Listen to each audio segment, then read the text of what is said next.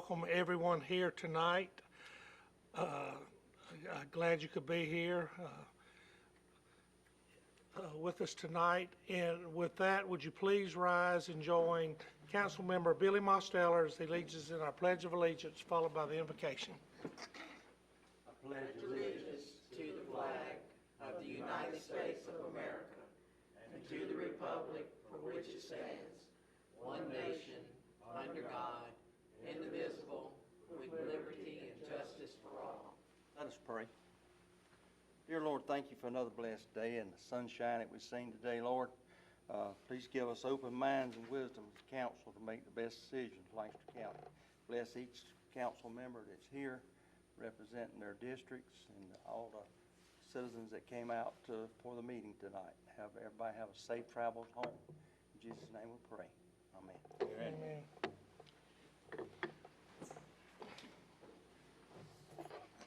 Let's move on down to our approval of our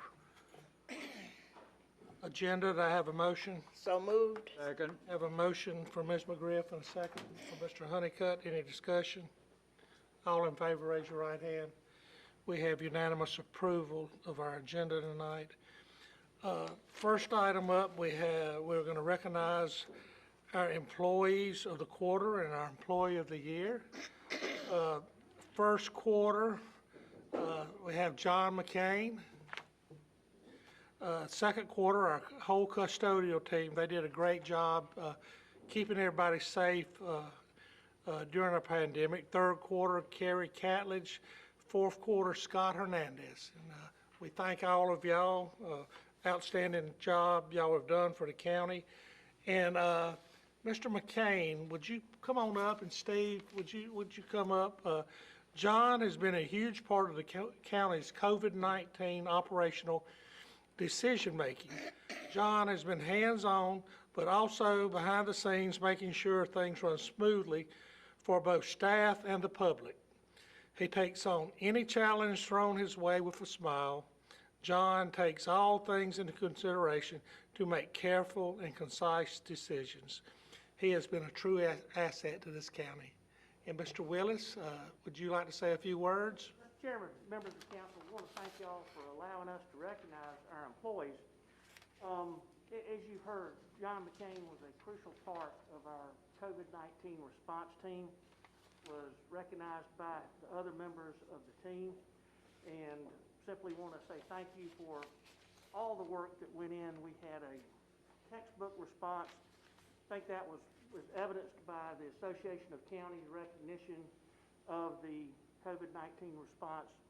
One thing you probably don't know, the response was actually recognized by the risk managers group with the Association of Counties as, you know, here's something you need to look at. Employee of the year, one of the things you get is, it looks like a Klingon batlax, but it's actually a palmetto tree with the Lancaster County base. And John, we appreciate everything you've done for Lancaster County and all your fellow employees that you looked after during the COVID-19. Thank you very much. Thank you.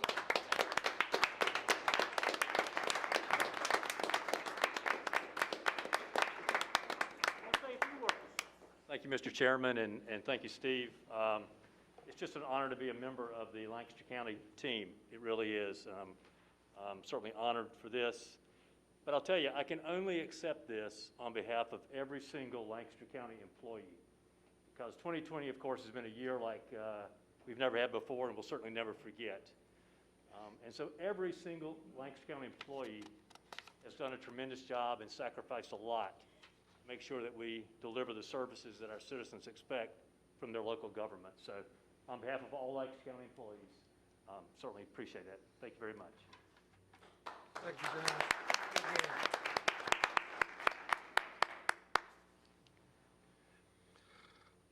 All right, let's move down to 5B. We have a presentation from the Information Technology Consultant, VC3, Pat Spampanella.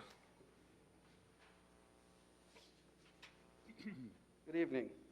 My name is Pat Spampanotto. I'm with VC3. I'm here to discuss an IT assessment that was done recently from my company, VC3. So Lancaster engaged us about 4 months ago to come in and do a technology assessment. Basically what that is, it's an outside pair of eyeballs coming in and looking at your IT operation. We look at your infrastructure, your hardware, your software. We talk to your key staff members, and we look for best practices. We look for areas of improvement, and then we come back with some recommendations, and that's what we're here to talk about tonight. One of the things to point out is not so typical with our IT assessments. Concurrently, we also had a staffing assessment going on. That was done by the gentleman in the back corner there, John High. So basically what he was doing was a separate project to look at staffing and to look at your, what would be the optimal structure for your organization. So one of the things we want to make sure that we point out is we're very aware all throughout this process that many things have changed from within your IT organization since we began the process. The staffing is very different from day one than it is today. Some of the people that were here with certain knowledge in their head are no longer here, so what we're presenting is not necessarily reflective on the folks that are left behind. It's just a state of where you are and how to get from there to where you probably want to be. Another thing I want to make sure we note is that some of the information was based on data that was provided to us, and that was just a cost savings measure. Typically what we would do is we would come in and we would place sensors all over your network to gather some information, but we used information that you already had in addition to our probing. The team members that comprised this, there were probably 30 or 40 folks involved, but the key members were Amy McCowan, she's our project manager, Cameron Scruggs, he took a deep dive into your network. Cliff Godfrey, he's one of our senior systems engineers, he did a deep dive into your systems and your architecture. John High, I already mentioned, he's our chief strategist. My name's Patrick Spompanato, I'm what we call a virtual CIO. Stephen McQuithy also looked at your systems, and then Josh McFarland is one of our account executives. This was the core team that looked at your project from day one. So during the process, we had 33 interview sessions with 51 key staff members. That included all the department heads. That included some what I would call power users. It included all of your IT staff. And we basically looked at, from top to bottom, what systems are required to do their jobs and to be effective and to be productive and to be able to serve your citizens. We also looked at your hardware, your software, how it's configured. We looked at your configurations on your switches and your routers, and anything that makes data move from point A to point B, we dug into. Again, as we do this, what I want to make sure we let you know is we're basing this on what we as a company, we've been in business managing IT services for the last 25 or so years, mostly in local government, and what we would call a best practice in the IT reign.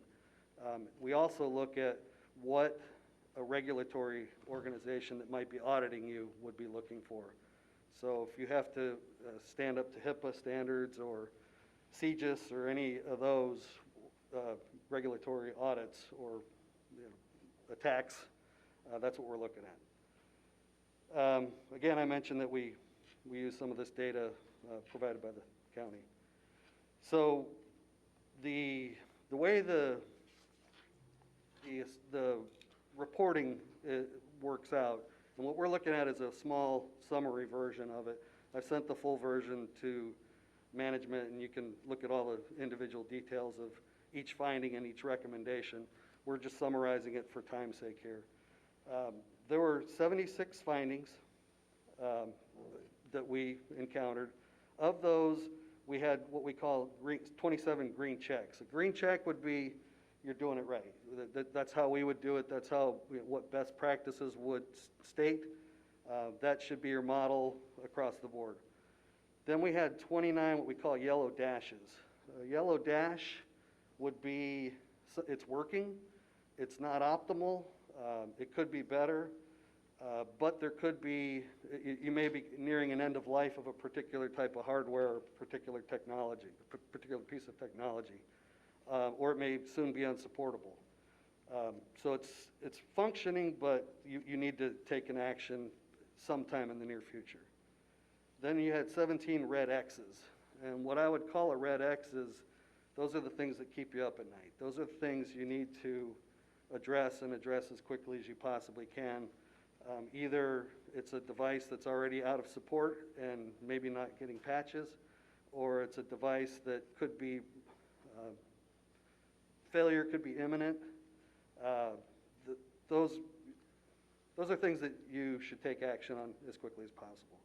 Then I had a few items in here that I would call more informational, so they were just data points, nothing, just to kind of guide you, here's what you have, and it may be behaving a certain way because, and just kind of giving you a little bit of background.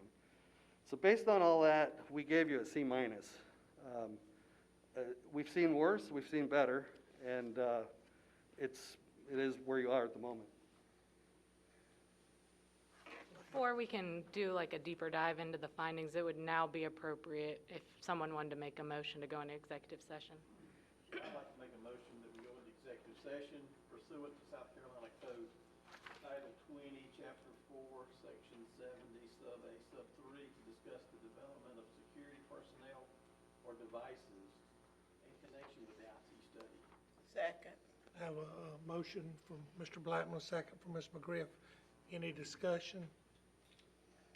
We will be going into executive session to discuss this. All in favor, raise your right hand. Have unanimous approval. Mr. Willis, inform everyone who needs to. John, We need to take this with us. Yeah, if you want to.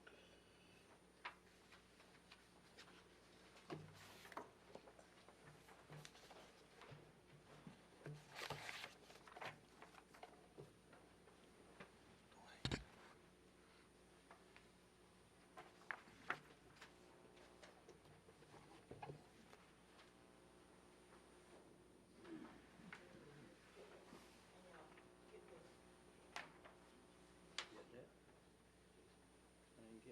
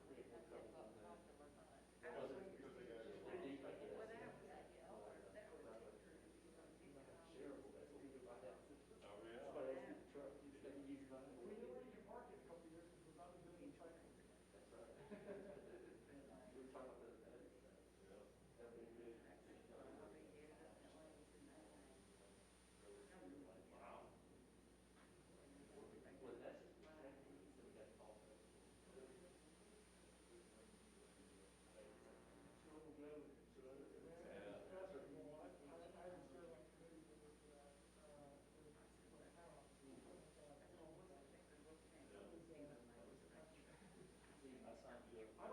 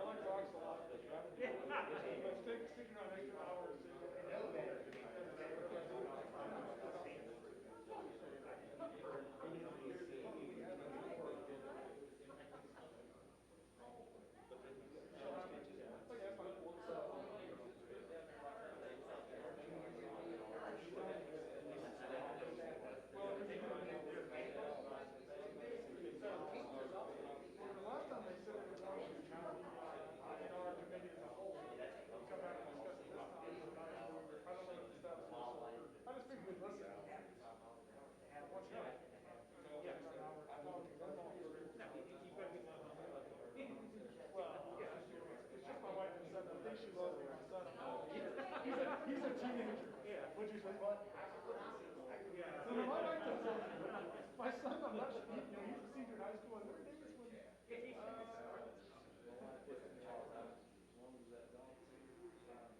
So like me sitting at my desk. I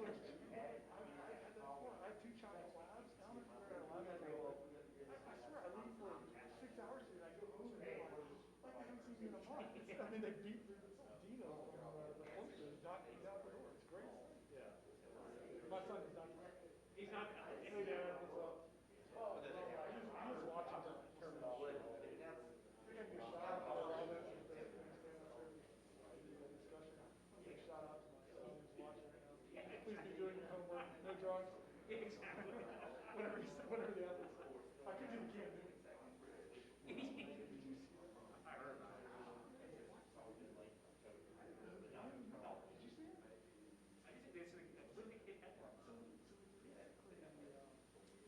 Yeah, because Steve separated through that app helping to meet you. So I'm, the Twitter thing, Steve, already started. Yeah, so by the way, Do you agree? That's what I said too. You're a free agent.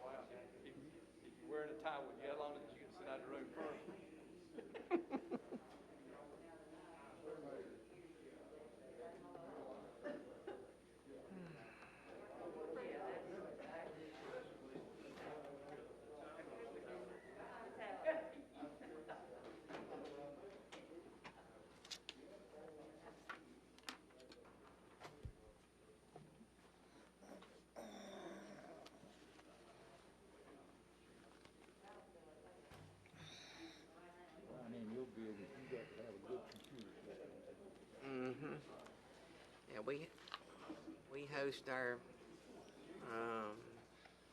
accounting software on the cloud, and we do Office 365. So.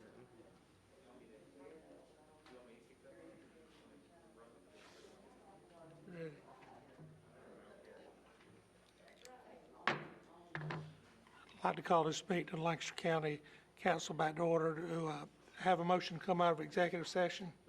Second?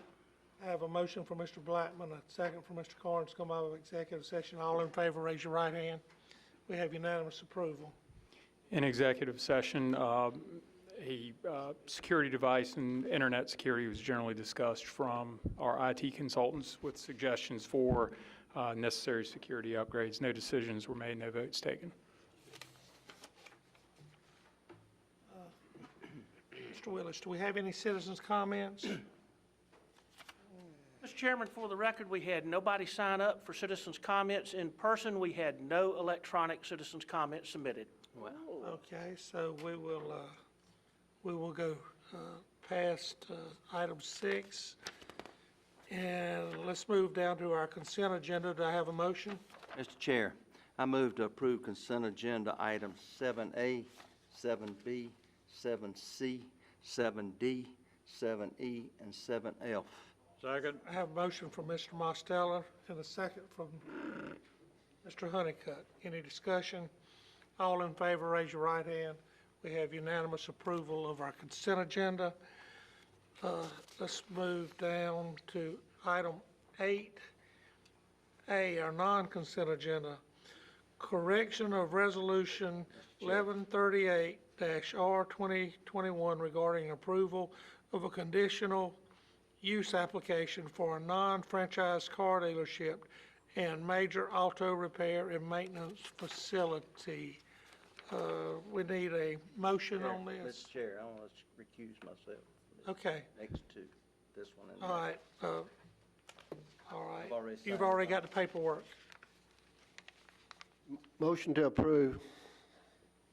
second? I have a motion from Mr. Graham, second from Mr. Carnes. Go ahead. Chairman Harper, members of council, a scrivener's error occurred in this resolution as well as the next one on the agenda, omitting the maintenance and repair component of the conditional use permit. That component was contained in the staff report and presentation and discussed and sent along to y'all with a positive recommendation from Planning Commission.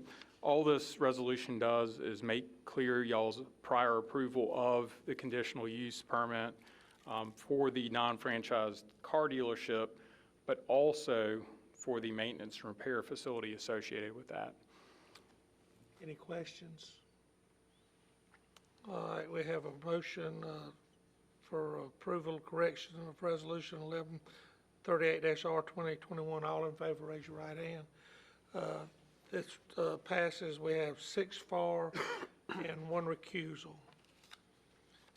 We will go down to our second correction. It's correction of Resolution 1139-R2021 regarding approval of a conditional use application for a non-franchise car dealership and major maintenance and repair facility. Do I have a motion? Motion to approve. Second?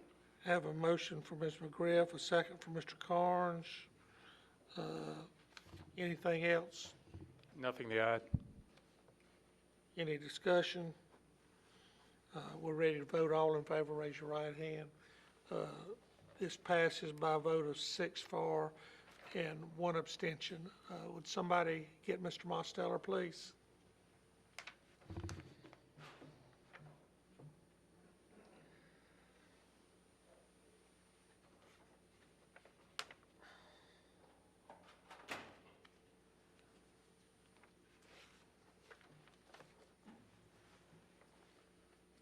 All right, let's move down to, I think it's 8C, Resolution 1140-R2021 regarding assignment of a 2020 Cooley fee agreement. Do I have a motion? Motion to approve. Motion from Ms. McGriff. Second. Second from Mr. Blackman. Mr. Gilbert.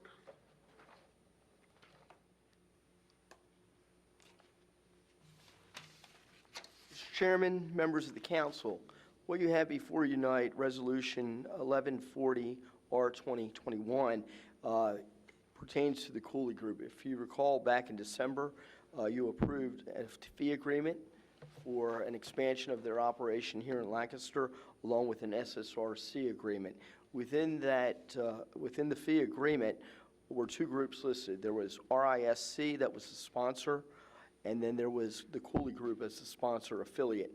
What happens often in these cases is you have another group that comes in that then controls a portion of the real estate. In this case, it's a group called K2 Lancaster that will control the real and the personal property, so they're going to control both. It's an investment group that has been merged with Cooley. And so they have asked for the assignment to go to K2 Lancaster, and that is what the resolution is in front of you. It does nothing to change the agreement, other than K2 Lancaster gets listed as holding the real and the personal property. Be happy to take any questions you might have.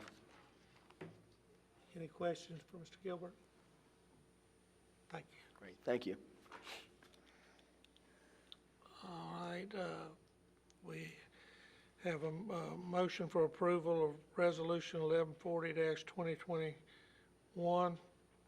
All in favor, raise your right hand. We have unanimous approval. Let's move down to 8D, Resolution 1141-R2021 regarding authorizing the sheriff to present a service sidearm to Sergeant Joey Edwards on the occasion of his retirement. Do I have a motion? Motion to approve. Second. I have a motion for Mr. Carnes, second for Mr. McGriff. Mr. Willis? Mr. Chairman, members of council, this resolution is one of the standard ones. Sergeant Edwards is retiring from the sheriff's office. The good news is we're not leaving him. He's going to be working for the coroner's office. I'm not sure that Barry's speaking to Carla yet, but be that as it may, would request approval for the resolution to award Sergeant Edwards his service sidearm. All right, thank you, Mr. Willis. Any discussion? Mr. Chairman, the coroner will be getting a fine man as an employee. You will like having him with you, Carla. I agree. I'm looking very forward to him joining our team. All right, thank you. Let's go ahead and vote on this. All in favor, raise your right hand. We have unanimous approval. Let's move down to 8E, second reading of ordinance 2021-1701 regarding rezoning property located at the southwest intersection of Henry Harris Road and Shelley Mullis Road from RN to LDR, from RN and LDR to MDR. Do I have a motion? So moved. Second. Have a motion for Mr. Honeycutt, Second. second for Ms. McGriff. Mr. Burhans? Yes, Mr. Chairman, members of council, thank you for having me this evening. Okay, I'm going to go through presentations for all three of these items, if I can. Yeah, sorry. Okay, sorry, got a little ahead of myself here. Okay, so this evening we're going to discuss second reading for three specific ordinances. 2021-1701, which covers a residential rezoning of 169 acres of property from low-density residential and rural neighborhood to the MDR district for a cluster subdivision development. It also covers ordinance 2021-1702, which is a 2-acre rezoning going from rural neighborhood to the institutional district. And then ordinance 2021-1703, which is a development agreement with the county that would help kind of package up both of these rezonings, as well as some contractual matters between the developer and the county. To refresh everyone, this subject property is located on the southwest corner of Shelley Mullis and Henry Harris Road, and the applicant is Provident Baird LLC, who is also in the audience this evening if council has any specific questions that I'm not able to answer. Okay. Just to refresh everyone on the concept plan and subject property, again, before you is a 168-acre neighborhood that is going to be used to develop 325 homes, again, at the corner of Henry Harris and Shelley Mullis, which is in the top left corner. Again, I referenced a 2-acre rezoning to the institutional district that is also at the top left corner. The intent of that would be to dedicate to the county for public use of the county's choosing. Again, the overall density for the residential community would be just under 2 units per acre. Okay, as I mentioned, the development agreement is going to be used to package both of these rezonings, as well as making commitments and other matters in a contractual arrangement with the county. I'm not going to go through all these because we already have gone through them, but it contemplates a land donation, a rooftop fee of $21.80, which is consistent with our impact fee study, a school donation fee of $500 per home, as well as construction of a roundabout at Shelley Mullis and Henry Harris, which is over and above what the traffic study called for, which was a simple signalized intersection. Okay, to kind of package, to package up the biggest element of that development agreement, which is the traffic circle, because those are much more expensive to construct than conventional intersections. There's distinct roles and responsibilities, not only for the developer, but also for the county. And I'm not going to rehash all these items. We've already discussed them, but I just want to refresh you that there were roles and responsibilities that will be memorialized within the development agreement or subsequent agreements following adoption of the development agreement, if that's what council chooses to do.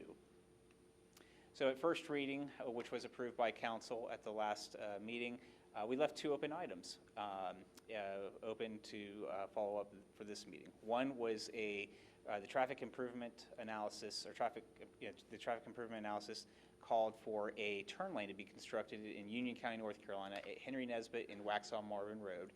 The developer, just as part of that package, asked to if we could remove that from the traffic analysis and focus those resources towards the construction of the roundabout being the higher priority than this right turn lane in Union County.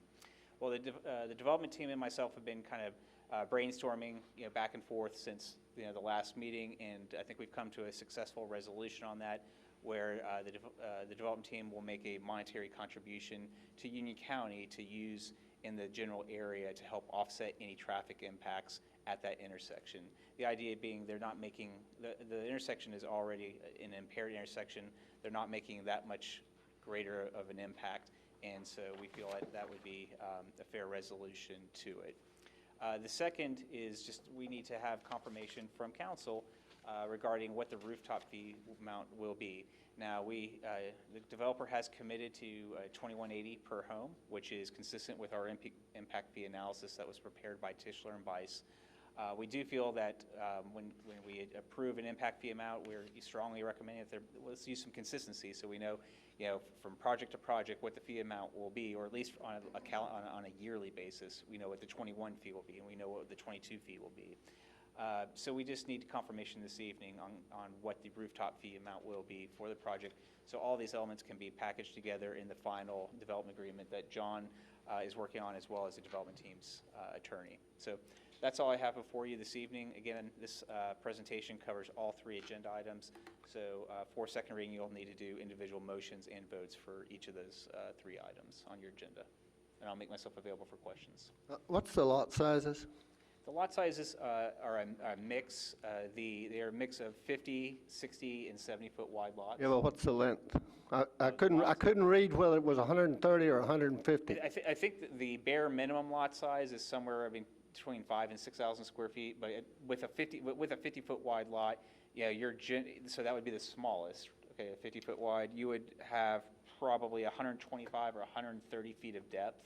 So you're getting into the 6,500 square feet, 7,000 square foot neighborhood, and then that number graduates. So you're talking about a lot of 1/10 of an acre or 0.15 of an acre for a lot? Oh, Mr. Graham, you're making me do math in my I head. did my math already. I did my math already. I just didn't know whether it was 50 by 130 or by 150, but it's... I don't think we've gotten to that granular detail, and just in looking at other 50-foot wide lots, that's... Well, you heard my comments the last time about this saying it's 2 acres, 2 houses per acre, when in reality it's more in the development itself. I understood.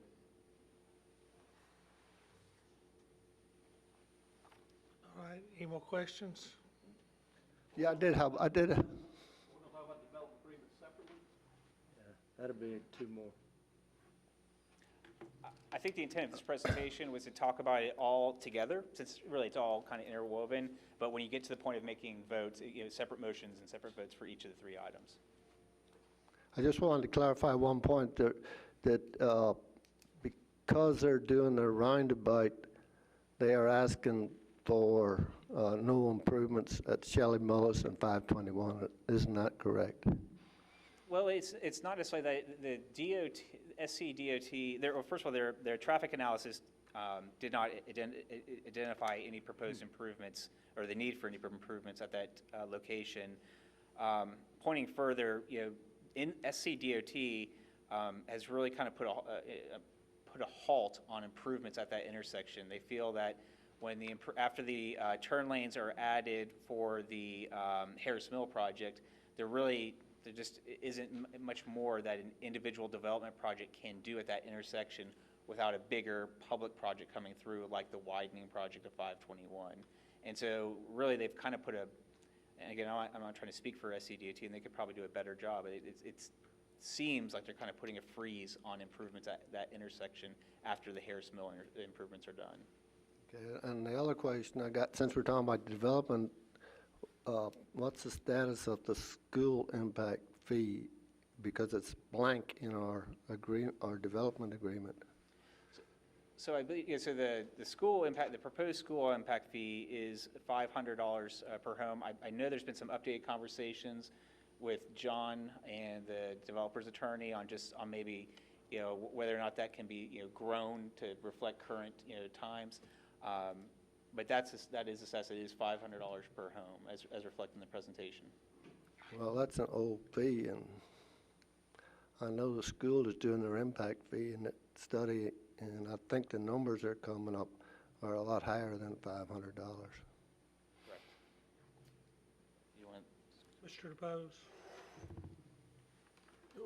One thing, not to get too far afield, because we're going to discuss impact fees later, but one thing that council want to keep in mind in connection with development agreements that are before you is that these impact fees ordinances typically have a delayed effective date in order for staff training to occur, coding of computers to collect these fees at building permit stage.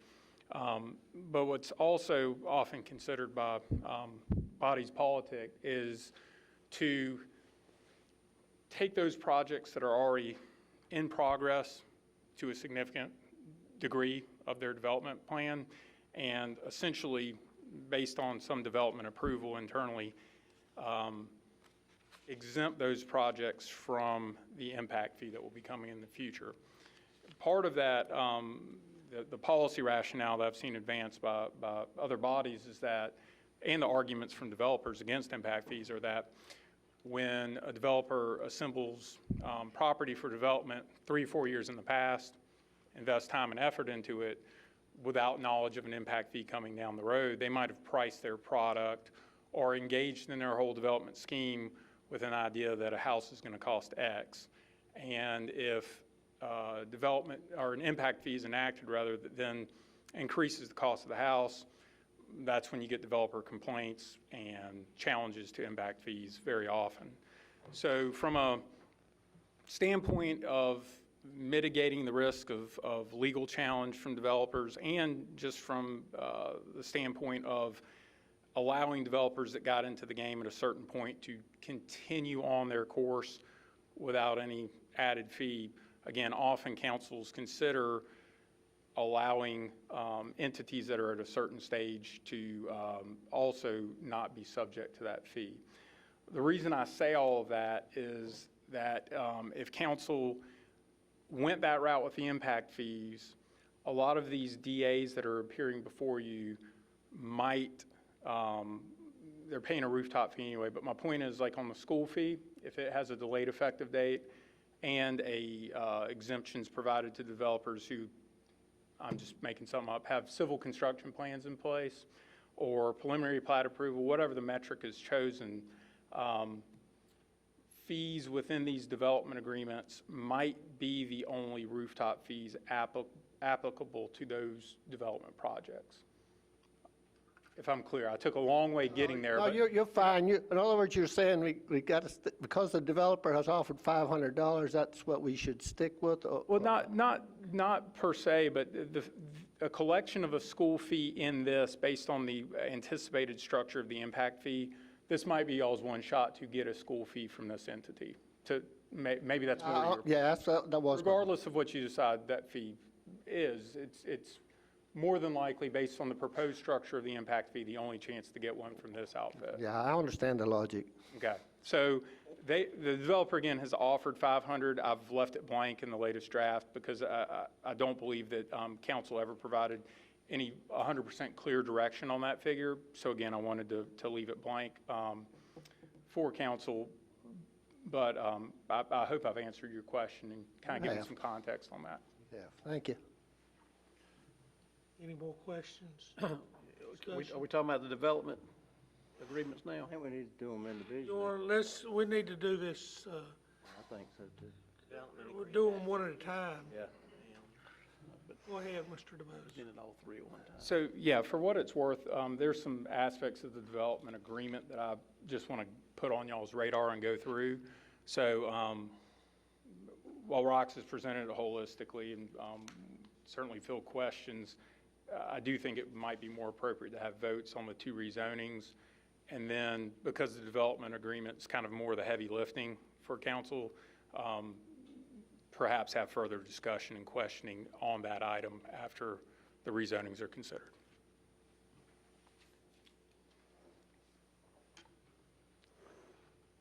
All right, any more?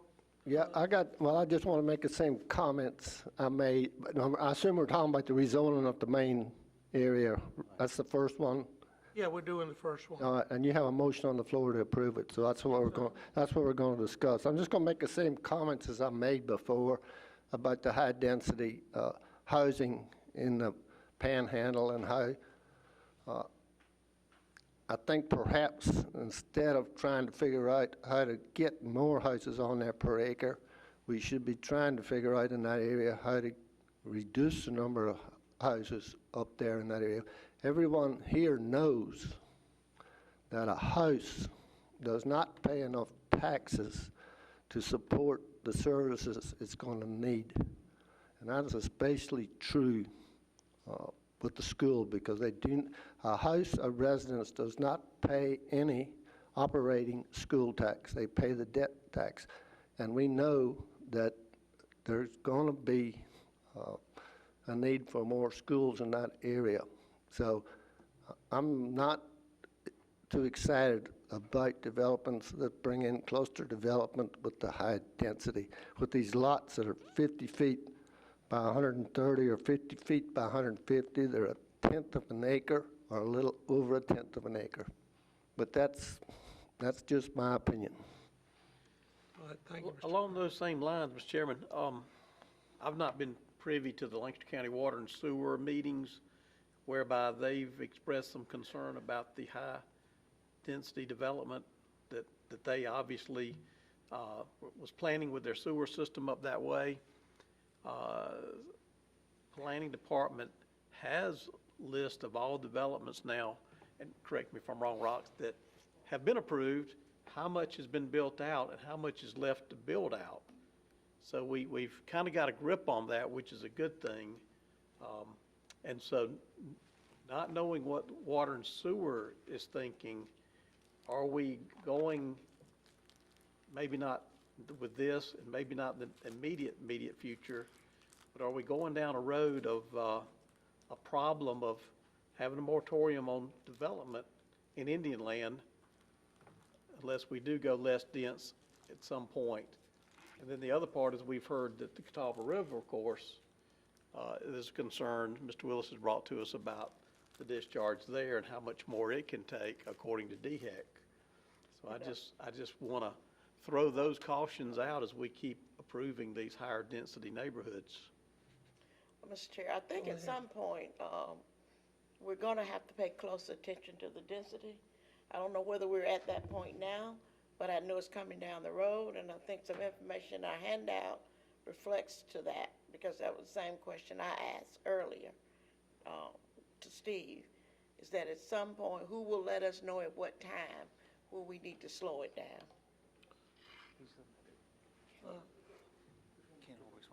Mr. Will, let me ask you one thing before you get started. I don't really believe in moratoriums, but on rezonings, can council do a moratorium on rezonings in a certain area? You can, provided you have the justification, and that's really getting into a John DeBoe's question. But in reference to Councilman Blackman's comments, we have met recently with the folks from the Lancaster County Water and Sewer District, as well as the city of Lancaster, because they are the primary sewer providers. Basically, I wanted to make sure council was aware, DHEC is starting to ratchet down on total maximum daily loads of what can be put into the river, because the Catawba between Wiley and Wateree is an impaired waterway. We're not to the point of saying do anything right now, other than at some point over the next year, we probably need to take a look at what might we do to kind of slow down a little bit on it. Because if we don't start doing something, then in maybe 5 years, we may be to the point, but that's driven by the Lancaster County Water and Sewer District, the city of Lancaster, because one of the things, and Rock explained this, if something's going to be proposed, they're either going to have a service letter from a sewer provider or septic tank approval from DHEC. But the Water and Sewer District just basically said DHEC is starting to look at changes in some of their regulations that's going to impact growth in the future. I just want to make sure council was aware of this on the front end. This is not something we're looking at, oh, we got to make changes in the next 90 days. This is something long range, but I don't want it sneaking up on you, so in 3 or 4 years, you get blindsided and they're going, hey, we're not issuing any more letters to serve. Right. You know, we don't want to be blindsided, so y'all need to keep us updated as we move along and not hit us all at once. Yeah, and that's the intent, is to come back to council with a more of a strategic plan for the short and midterm area in response to the information the district has provided us. I think that does not necessarily, to Steve's point, that we need to all of a sudden pull the yoke, on the train, if you will, on projects. And I don't think, I'm not trying to speak for the council or how you may view it, but I don't know if this hits the metric of high density as I think some of the other projects in the Panhandle, are. And there are a lot that you haven't seen yet. So I did want to, Mr. Holbrooks who's the with Provident Baird, did want to speak to a couple of the concerns the council has raised this evening. If you would be willing to allow him to say a few words, I think he'd like to. Go ahead. Thank you.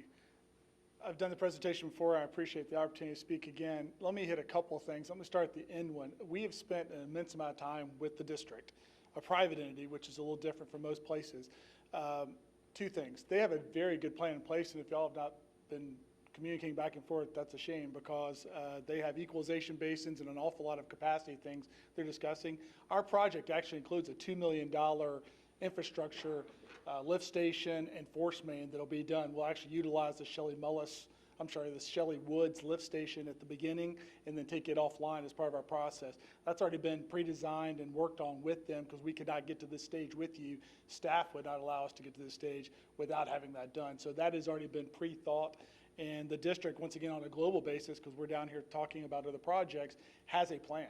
And a lot of that has to do with, once again, it's not so much the treatment capacity, and I'm a reformed wastewater guy, so it's a little bit less that side as it is the 521 force main. I'm sorry I'm speaking this way, you just happen to be the one to ask the question. It has some issues, so they're doing some other things, and they're already doing capital improvements along those lines. So developer donated, but they are considering that. So, and those are great guys over there. I've worked with them for 25 years, and they'll give you great information. Let me hit something else that's a little delicate, because I know a lot of people have spoken about high density. MDR without the cluster allows 2.5. We're under that at 1.9. The first thing people say the cluster is, oh, well, you just gave away the crummy land. You require 25% open space within a MDR cluster. This one's almost 50%. We didn't just give away the junk land. We did a cluster development, and as I spoke at the last meeting, I want to make sure we hit it again for Mr. Graham in particular. These lots are very market driven. People don't want an acre lot. They don't want a half-acre lot. They want more parks. They want more community land to deal with, and so that's what we put into this project. If you go to Cornelius, Davidson, two of the higher end markets in town, I'm not trying to slight anybody else for sure, but they are the highest priced entities in town. They end up with those lots. We're doing 2 projects there right now that are this exact product, this exact plan where it's 50% open space and cluster. And just one more correction, and I'm certainly not trying to beat you up, they are 55, 65, and 75, so add 5 more feet to each of those. So you end up getting closer to a quarter-acre lot on those. So sorry I spoke quickly, because I know I'm not technically supposed to be up here, so I wanted to at least get that in. If there are any questions, in particular on density or on the sewer, I'm more than willing to hit it. But we have tried to do that over the last 9 months and hit both those issues immensely. Also too, though, on the cluster, do you not, you have to shy away from vinyl siding, right? So you'll have a different kind of exterior on these homes? I honestly don't know, but if I need to put right now in writing that we're not doing vinyl siding, that's easy. We're not doing vinyl Well, siding. thank you. That's good to know. I don't know if that's the case or not, but we don't do vinyl least. siding. Yeah, I thought I read that in your thing. It requires I think the language in the cluster overlay requires variation. It does not explicitly prohibit the use of vinyl. Well, I think we had a lot of discussions about the fact that we did not want vinyl when we were redoing the UDO, and I thought the Make a compromise condition, was to please. do party Well, board. what's unique, I mean, I apologize if I cut you off, but what is unique about this versus a conventional rezoning is that we have the development agreement. So if there are individual items that just give you a little bit of concern, as per Mr. Holbrook's comment, that could be written into the development agreement, and that no vinyl siding would be used on the product. Do we know from the water and sewer district what they calculated their capacity on for the Panhandle? I have been told they calculated it based on 2.5 units per acre there, but when you start talking about apartments and things like that, that's what really throws the numbers out of whack at that point in time. Right, and we actually, that's an interesting question, because we got in, so there was just for those that may not be in the know, we had kind of a group meeting 2 weeks ago, plus or minus, with the district and the city of Lancaster to talk about this issue with TMDLs. And it's not necessarily as much capacity issue as an environmental issue with TMDLs, and as Steve outlined, the EPA kind of putting a spotlight on utility districts. And so that question came up about, well, we understand you plan for 2.5 units per acre overall against all the area. And they said, no, that's not correct. We did use 2.5 units for a lot of the single-family areas, but we did also in our model, if you will, did look at some areas would be multifamily and some areas would be, townhome-ish. So it wasn't just 2.5 across the board. They did have allowances for, higher density uses. We didn't get into the weeds of, okay, well, what percentage does that contemplate and how many acres did you get into? But they wanted to correct us and say it wasn't just 2.5 across the board. What is it, for instance, we're 100 lots under on ours? They took that into effect when we did ours. They calculate 2.5 times the density. On your lot. We're actually allocated more than. Any more questions? Mr. Chairman, Go ahead. I've got a friend on the Water and Sewer Board, and he tells me down the road there is concerns because now it appears that growth is possibly coming south. Even I hear talk about another school just before this one's even got opened. So there's a lot of concerns there, but it's something that they're looking at, but they're not wanting to shut growth down at this time, that's for sure. But it's something in the long range that they're going to look at very strongly. Because he says, we are limited on what we can put in that river. And Mr. Willis has told us that many times. So, but they do have concerns, but they're not upset about what's going on right now.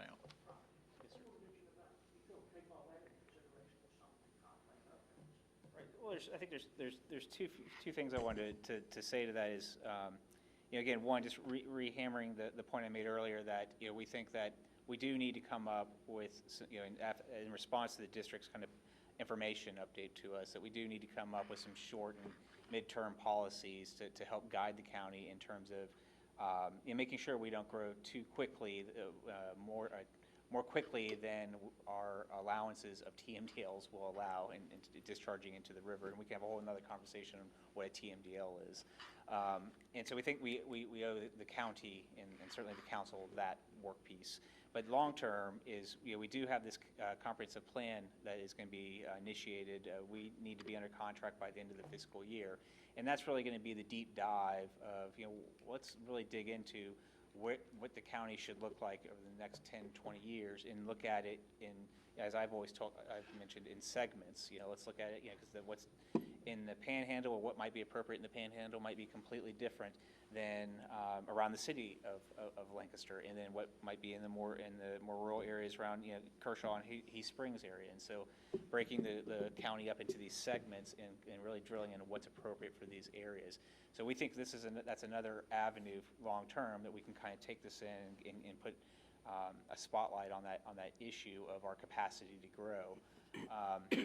But that is usually a couple-year process, and so we do need to come back with some more immediate policies to guide us until that more thought-out document can be produced and get the right input and feedback in it. And that would be my comment, Rox, is that, I know of another 2,000 houses that are going to be built not too far away from me, that are not, that haven't been on the process, but people are talking about it. So the growth is going to happen way faster than 2 years. Without question, and that's why I think we need, again, the information is 2 weeks old, and so we definitely need to put our minds around, how to respond to that. We don't think, though, it's necessarily something where, again, let's hit a hard, press the brake pedal really hard. In response to that, we think it needs to be something that's thought out and something that is, more has some methodology behind it versus just a hard stop. Chair, I got one Mr. question Zimmerman. on the water and sewer. I know Lancaster County Water and Sewer is partnering with Union County. I know on water, are there anything going on with sewer? Are we taking any of their sewer at our Lancaster plant? I know about the basin transfer for water supply. I may just not be in the know if there's any kind of a transfer for I sewer. don't think there's any sewer. Sewer, okay, that's good. We've asked, as a private individual, we go and look at properties because obviously drainage doesn't care about state lines or county lines. And when we've asked them, they've said if there was a 20 lot that has to come in one direction or the other, that the jurisdictions would work, but after that, there's no reason we would ever provide you sewer. We have enough need on our end. Because both groups have said to the other, which is fair, that's typical. No, that's fine. Yeah, Anecdotally, that's yeah. what we hear. They would do that. All right, any more discussion? Thank you, Mr. Burhans. I think we're ready to vote. Have a motion for approval of second reading of ordinance 2021-1701. All in favor, raise your right hand. Opposed? This passes. Second reading of ordinance 2021 passes. 2021-1701 passes by 6 for and 1 opposed.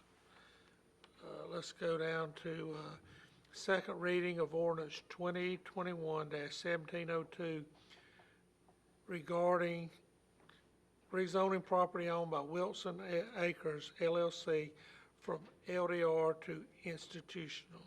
Do I have a motion? Motion to approve. Second.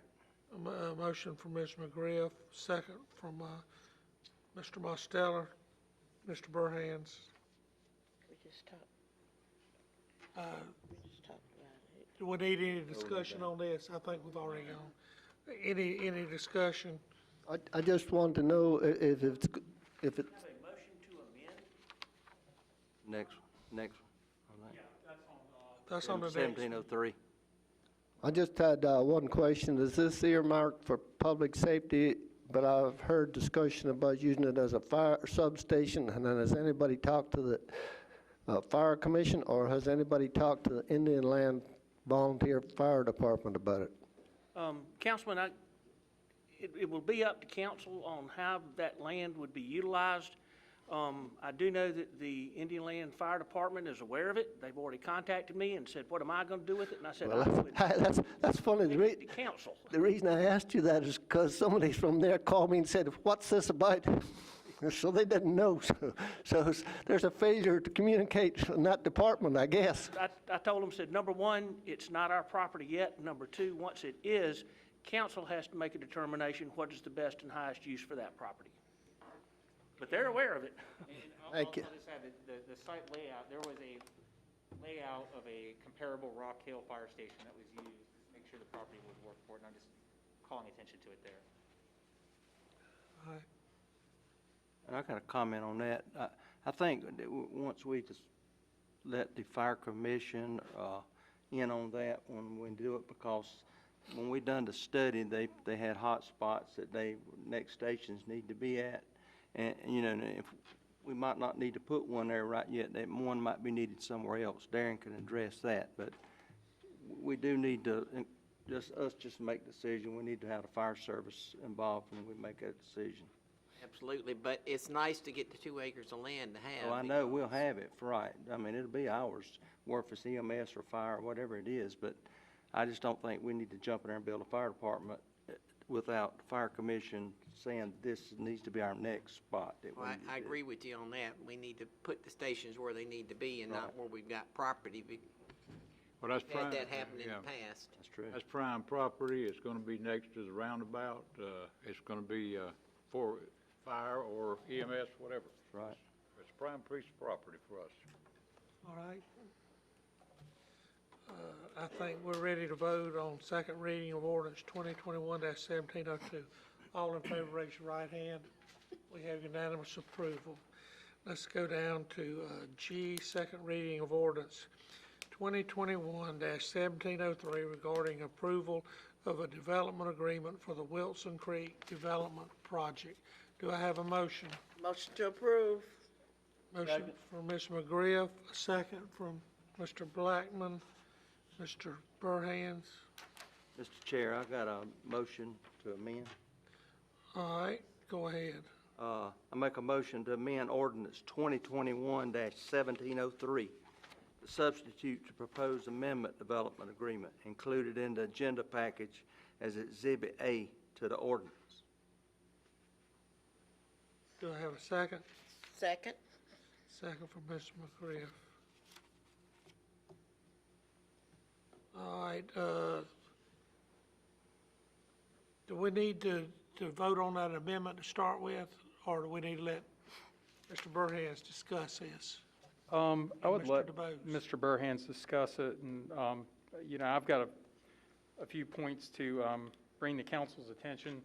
The proposed amended development agreement that Councilman Mosteller made reference to in his motion to amend, just for everyone's edification, that includes the inflationary provision asked for by County Council, modeled on the same inflationary language that is proposed to be used in the impact fee study. The agreement now contains the framework for the roundabout traffic improvement that's been discussed.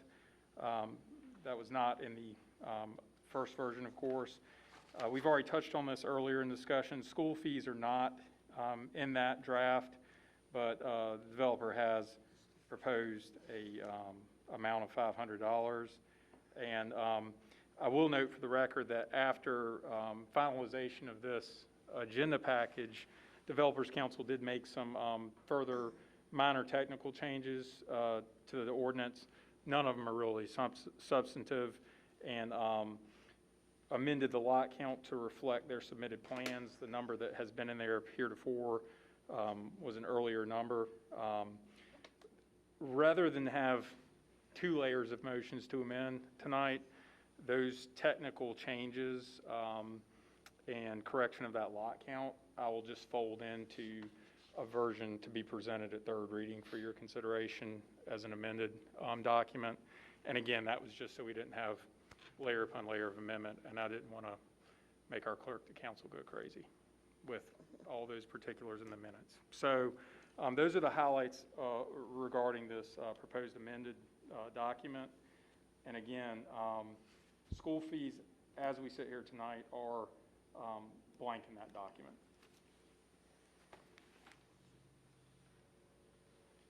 I'm free to answer any other questions y'all might have, but again, wanted to cover those highlights. Y'all's benefit I've got a and few. public. All right, go ahead.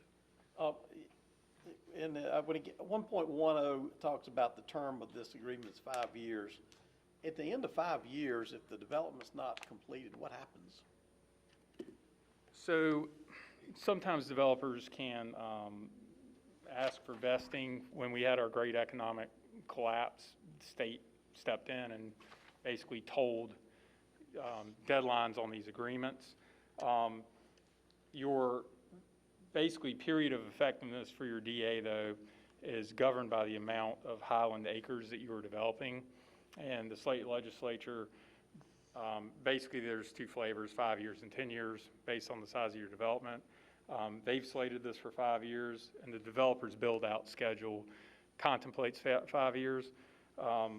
Essentially, at the end of it, though, if they had remaining lots, council and developers would deal with it then, but I will tell you there are various mechanisms to maybe vest under common law versus a development document.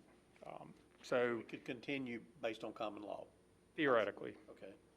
I'm sure developers would argue that they would want it to continue under common law, I can tell you that. But I believe there are avenues open to see these things through the end if you've got a small gap. Now, if you're talking about a major shortfalling of the development agreement, you're really back to kind of square one as to the undeveloped property.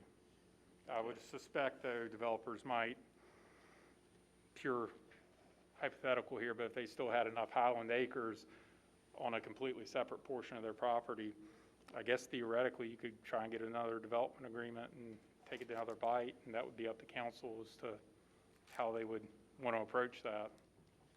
Also, I looked at Secretary of State's website, and I did not find where this corporation was approved to do business in South Carolina.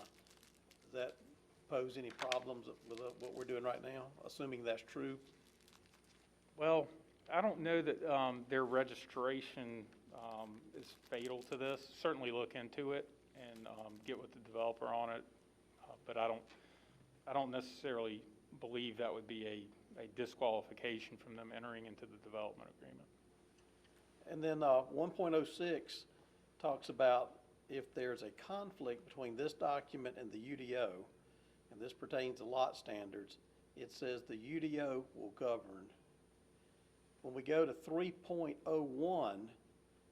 where we're talking about zoning and development standards, it talks about if there's a conflict between the two documents, this agreement will govern. Now, I'm sure there's some logic there. I just don't know what it is, but if you don't mind. That very well could be a scrivener's error. I'll have to go back and look at those pinpoint sites. Okay.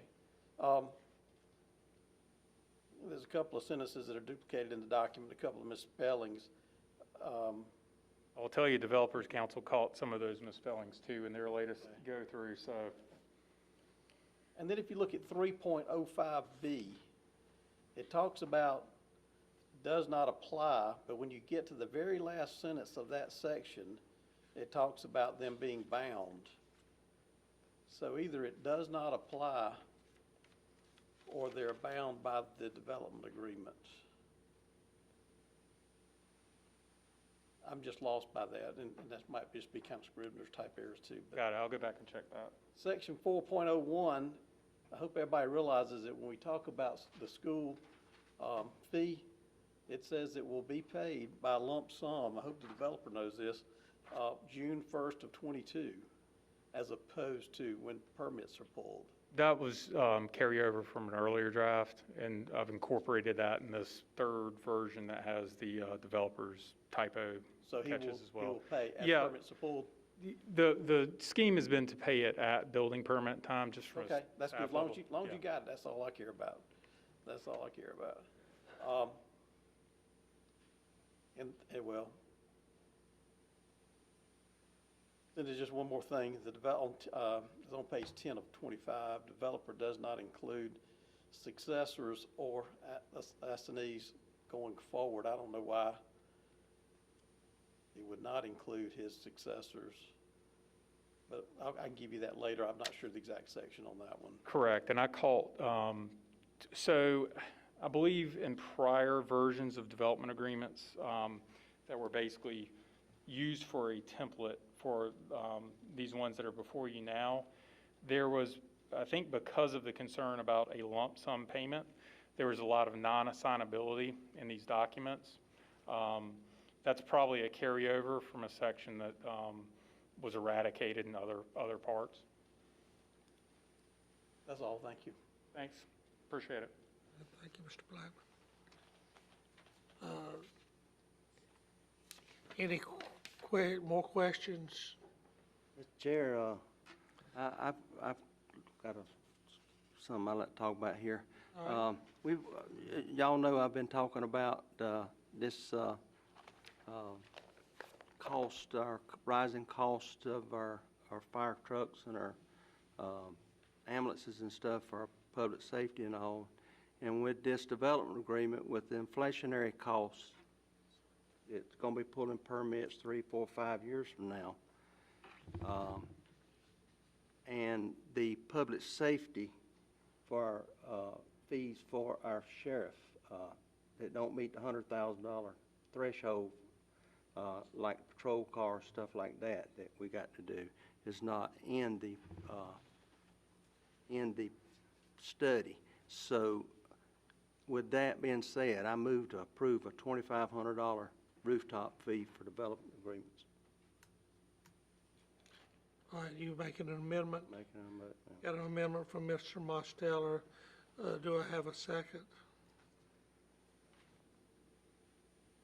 Now, this is 2,500, Billy, instead of Rooftop, 2,180? 2180. We need. That'd be $380 more per house. Means what? I'm sorry. That would be $380 more per house for inflationary costs and the sheriff, stuff for the sheriff's department. We can't buy with impact fees for the sheriff. I'll 'cause make a we second don't to make get it on the meet floor. $100,000. Now, with Second this, it to get it on the floor. Let's get it on, Ms. McGriff seconds. Now we'll have discussion. so this is not an impact fee per se. It's a It is development agreement. It is a comparable, but we're not governed by the 100,000 on a development agreement, are we not? Yes, you are. Correct. This, So the sheriff could use this, well, like, I had this question, but I won't bring it up, but now that it's up, so it could be used for operating costs for, It would be up to council how We you haven't choose to decided use how this. The other thing I would simply point out is, if we're using the impact fee as a guide, please keep in mind, this is a public safety fee. The impact fee includes parks and recreation funds, which theoretically would compensate some for the items under 100,000. You're correct in your, and Mr. Mosteller's correct in his motion in that the 2180 that was used as a metric is from the impact fee. The administrator's correct. Some portion of that 2180 is a Parks and Rec fee within the impact fee study.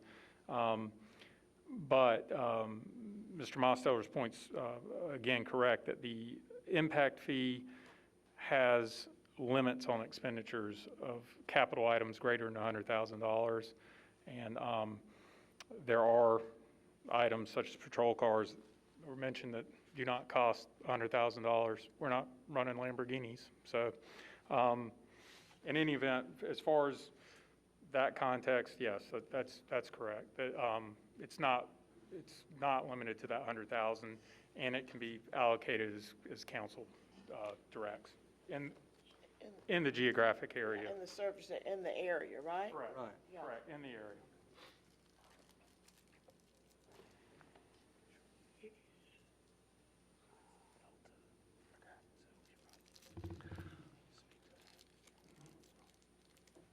Mr. Chairman, we've talked about development agreements, we've talked about impact fees.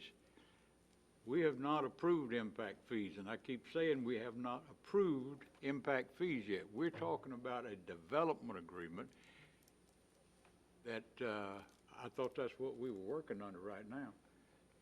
We have not I may have missed it, but I don't think I've voted for impact fees yet. So why I are have we, voted for this development agreement. Because you've had a study done. we had a study done for the 2180.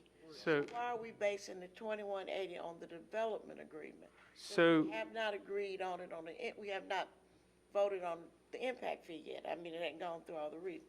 correct. The impact fee study was based on maintaining current levels of service for EMS, fire, and law enforcement, and Parks and Rec. And it establishes based on accounting and engineering principles, what is required for projected new growth to pay so that service levels maintain the status quo. New development's not going to pay for an increase in service, but service levels are not going to degrade. So the tie-in is that the county study that sets forth the maximum fee that can be charged on an impact fee for those 4 areas comes to $21.80. Again, it does not capture all the expenditures because it's all for capital improvements greater than $100,000. But it is a rough metric for the cost of a new household on those services. But it's not it's a development agreement and not an impact study. Correct. Impact study was based on the Correct. study.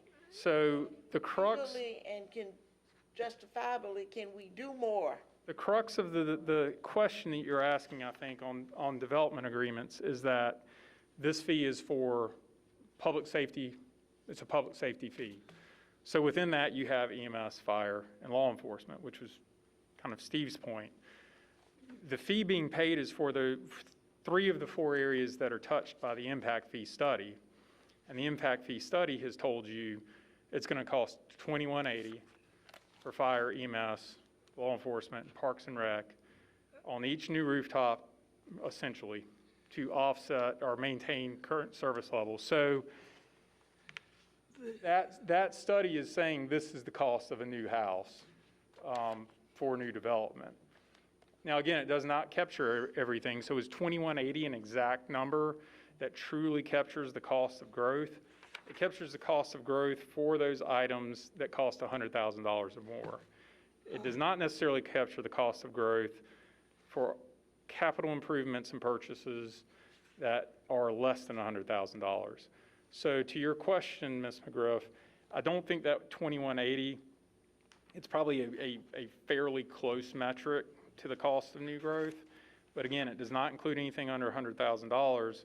So I think council could certainly make a motion to increase rooftop fees. It's just having a rational basis and just some kind of guidance for it, which I believe Mr. Mosteller's stated. You know, this does not capture everything under $100,000. I just don't know that I would go orders of magnitude difference, of course, because then it looks like a tax and just an arbitrary number. But if y'all are trying to capture development costs under $100,000, I do think there is probably some wiggle room. I believe the rough difference is probably about $100,000 between Mr. Mosteller's proposal and the current number with the number of lots involved. I don't know if developer has anything to say about it, or y'all want to hear from them at all, but. Are we locked into that number? Unless we can No, justify otherwise. I mean, they're all projections. I requested this report because I wanted to use it some with the impact fees. But, you know, this is a report, we had a joint meeting with the school board back in 2018. And we've got a study done here by Clemson University, the Strom Thurmond Institute. And I look at it, the first thing they say, Lancaster's estimated population by 2025 will be 103,000. We're already at 103,000 in 2021. So these are just projections. And to Mr. Mosteller's point, I believe that it will cost those additional funds to purchase that other equipment over the next few years. Mr. Chairman, one thing I'm having struggle with is the process to come up with a number. Are we saying we're going to charge every house $2,500 up there? That is the issue that we need to resolve, is the process of how to come up with a number. If it's not based on the impact fees and it wants to capture what Mr. Mosteller has to do, there has to be a formula to get to a number that's consistent from one development to the next. I agree with Mr. Graham. I don't think council wants to go back to the heyday when we were negotiating development fees, and it was pretty much Wild West, you know, whatever we can get, we're gonna get. And I think we do need some kind of formula and a basis, with a cost of living or inflationary factor built into it. So, you know, what we do this year versus what we do next year is gonna have inflation built into it. So to that point, there is an inflationary, provided the motion to amend to substitute the Exhibit A passes, there's an inflationary clause proposed in there that uses that E&R index that is used in the impact fee. So it would be a yearly adjustment based on that inflationary index. Mr. Chairman, no development agreement that I've had anything to do with over my years here has anything to do with Parks and Recreation. All the development agreements that I know of has always been for public safety. That's sheriff, fire, EMS. I don't know of a dollar development agreements have been used for recreation. If it did, I didn't know about it. But it appears to me that we're incorporating too much from an impact fee or impact study that into the development agreements that we haven't even approved yet. And I think that's wrong. And I don't want to see us put recreation, parks and recreations in the things that we're going to need as we grow. We got plenty of stuff going on for parks and recreation now. We got plenty of money going to be spent. But we need fire, EMS, and the sheriff's department do everything we can for those folks. I think some of my constituents might disagree with you on the Parks and Rec in the Panhandle. Parks and Rec is not included in this. To be clear, Parks and Rec is not included in this, but because y'all use that number of 2180 from the study, $100 and something of that is Parks and Rec. I think the administrator's point earlier is that at least in his mind, kind of from an administration standpoint, that portion of the 2180 that would be the Parks and Rec on an impact fee could be used for some of those expenses that Councilman Mosteller is concerned about, patrol cars, sidearms, et cetera, et cetera. That said, it's kind of council's decision whether that $100 bridges that delta of those expenditures that are less than $100,000 that you think might exist that arise from this development. Again, we know it's not capturing, the impact fee study is not capturing expenditures less than $100,000. I believe that was Mr. Mosteller's point. The administrators pointed out that there's $100 some odd that is not a public, under the impact fee study, is not a public safety fee, but is kind of lumped into this 2180 that was a starting point for discussion. So there is some extra money that would account for some of those expenditures. I don't think we're bound to distribute the money is what the impact fee was recommended to do. I mean, that's up to council to distribute it, you know, and if we want to buy 5 patrol cars out of it and, you know, a new ambulance or whatever, that's up to council to decide. All right, any more discussion? We've got a couple amendments. The first one, I need to do the first amendment before we do Mr. Mosteller's. I do the first one before adopting the new exhibit. Is that the one you're referencing? Yeah, the first one.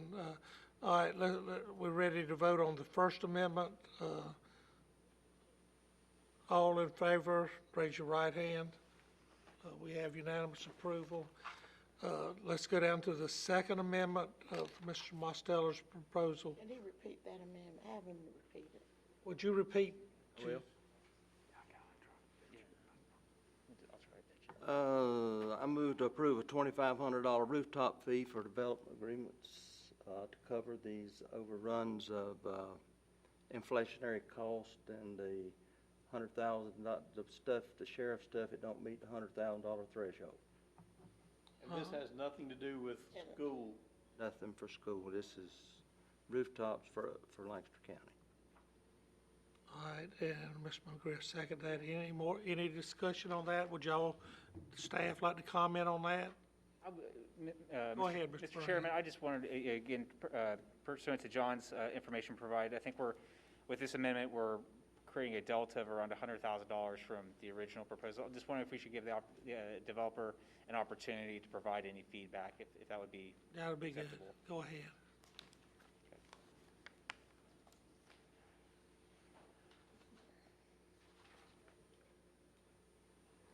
I'm not even sure I should come out because I'm not sure what to say. I'm a little flabbergasted and taken back. I get that your purpose is to get as much as you can, but we have gone down a path in, I thought, good faith for quite some time at 2180, based on a very scientific study that we didn't prepare, you didn't prepare, but you paid a lot of money for. And so I'm somewhat taken back after several INR committee meetings and then other discussions and then a couple of council meetings that we're at this point. I get that you're concerned about specific capital, but I don't know how many permits are pulled in the county each year, but if everybody pays $320 extra, I mean, it's millions of dollars extra, and I have a hard time believing there's that much out there that needs to be done under the 100,000, or what the other building permits and tax revenue, et cetera, that's being asked for. I do feel at this point, we're getting to a point where we've given as much as we can. We just got asked for another, we just gave up another $1 million to do a roundabout, more than we were going to. We're being asked to donate a little bit to make the Nesbitt ferry thing happen. Now tonight, we've been asked for another 100,000. I know from y'all's end, we just have money coming out of our pockets, but that's just not true. I mean, at some point, we have to make money. And so it's really, once again, I'm trying to be as nice as I can be, but it's beyond comprehension right now. And I'm not even sure, because we haven't even discussed the fee for the school. I don't get the impression that's going to be any more exciting discussion than this one is. We had already talked about a $500, which was based on all the development agreements that have been done up to 2015. We had discussed with council and staff that we would look at a escalator from 15 to 2021, which might put us at 675, for instance, and would more than willing fill that in this evening. And I'm still not sure. I mean, I'm a little worried we're going to go to a third reading and we are light years away. We have a zoning that we've just discussed, and at least partially 6.1 and 7.0 discussion, and that we're going to come back and we are not even close on the development agreement. So I'm not, you asked my input, and once again, maybe I shouldn't be giving it, but I'm concerned as to where we're going to be for the next 2 weeks. And Mr. Chairman, I don't want to take up any more time, but hopefully you can understand, or maybe attorney and staff can help me, but I'm very concerned that we're going to have a very strange disconnect where we have a zoning and we have no development agreement that's close, and that we don't have a framework with which to work under after multiple INR, after multiple council meetings, and we don't have a concrete thing to stand on right now. I don't even know where the numbers are coming from at this point. So I'm sorry if I'm a little taken back at this point. I've been down here 25 years, and I remember the backroom discussions. And honestly, when I heard you were doing a study, I can't tell you how excited I was, because I got tired of going back there and being told you're going to keep paying this amount or you're not going to get your zoning. And we thought finally we were going to get a concrete, scientific way of doing things that you prepared. And now I feel like we're back to the same thing. We're just publicly doing it at this point. So I'm sorry if I've offended you, but I'm just at a loss. I appreciate it, Mr. Hope. I have to say something. Go ahead. We've met 2 INR sessions, long meetings. Yes, sir. And you know where I stood and where some other councils, Councilman Honeycutt, Councilman Graham, you know that I'd said from the beginning, there's inflationary costs in there that to pulling permits 3 and 4 or 5 years from now. 2180 ain't a good number. And to your point, we heard that and we put that in, and I'm sorry if it hasn't made it to the agreement, but there was a standard by which, I don't remember the engineering standard that you wanted to put in there for the inflationary. We put in there because we listened, but this is more than that. You've now asked for the starting number to be $320 higher and an inflationary number. We had the inflationary number because we understood what you were saying. The number that I presented includes the inflationary number there, whatever that is in Mr. DeBose has got there, it'd be up to that 2,500 max. All right, let's I don't, let's oh, I know. let's Mr. let's DeBose knows move what I'm on and talking about. keep the discussion. So, just so we're all clear, the inflationary clause is as it stands, just a standalone clause that whatever number is put in for a school fee or this public safety fee would be applied on the budget cycle every year.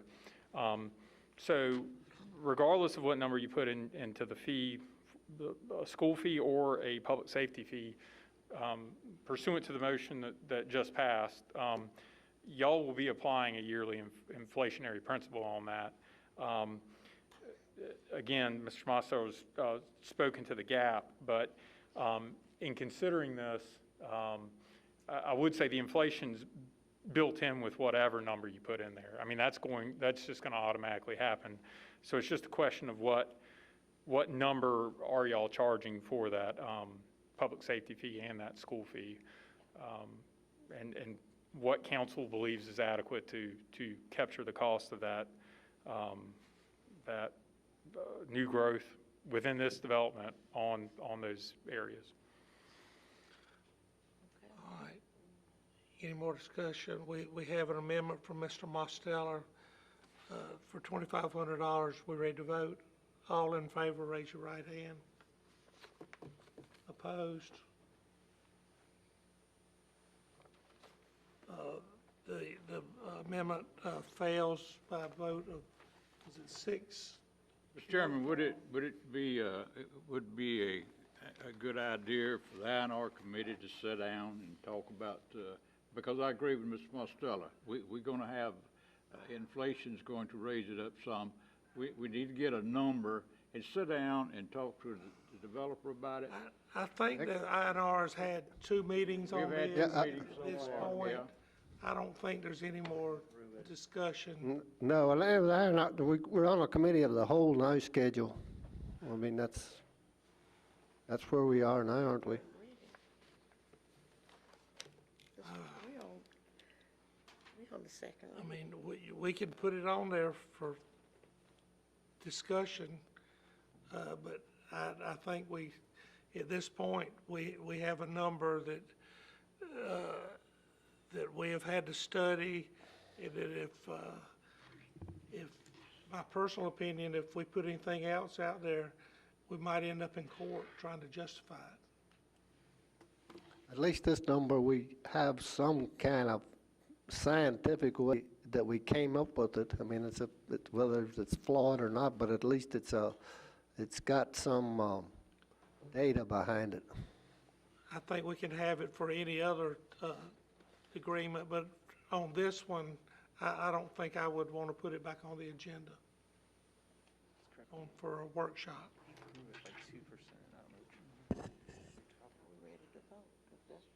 Well, or was Mr. Honeycutt suggesting it not for this one, but for ones going forward? I think going forward, we're learning so much from this, from Councilman, that I think we're going to know next time exactly what we're going to do, and it'll take a very short time to do it. But on this one here, they have agreed to the inflation. Is that correct? They've agreed to the inflation.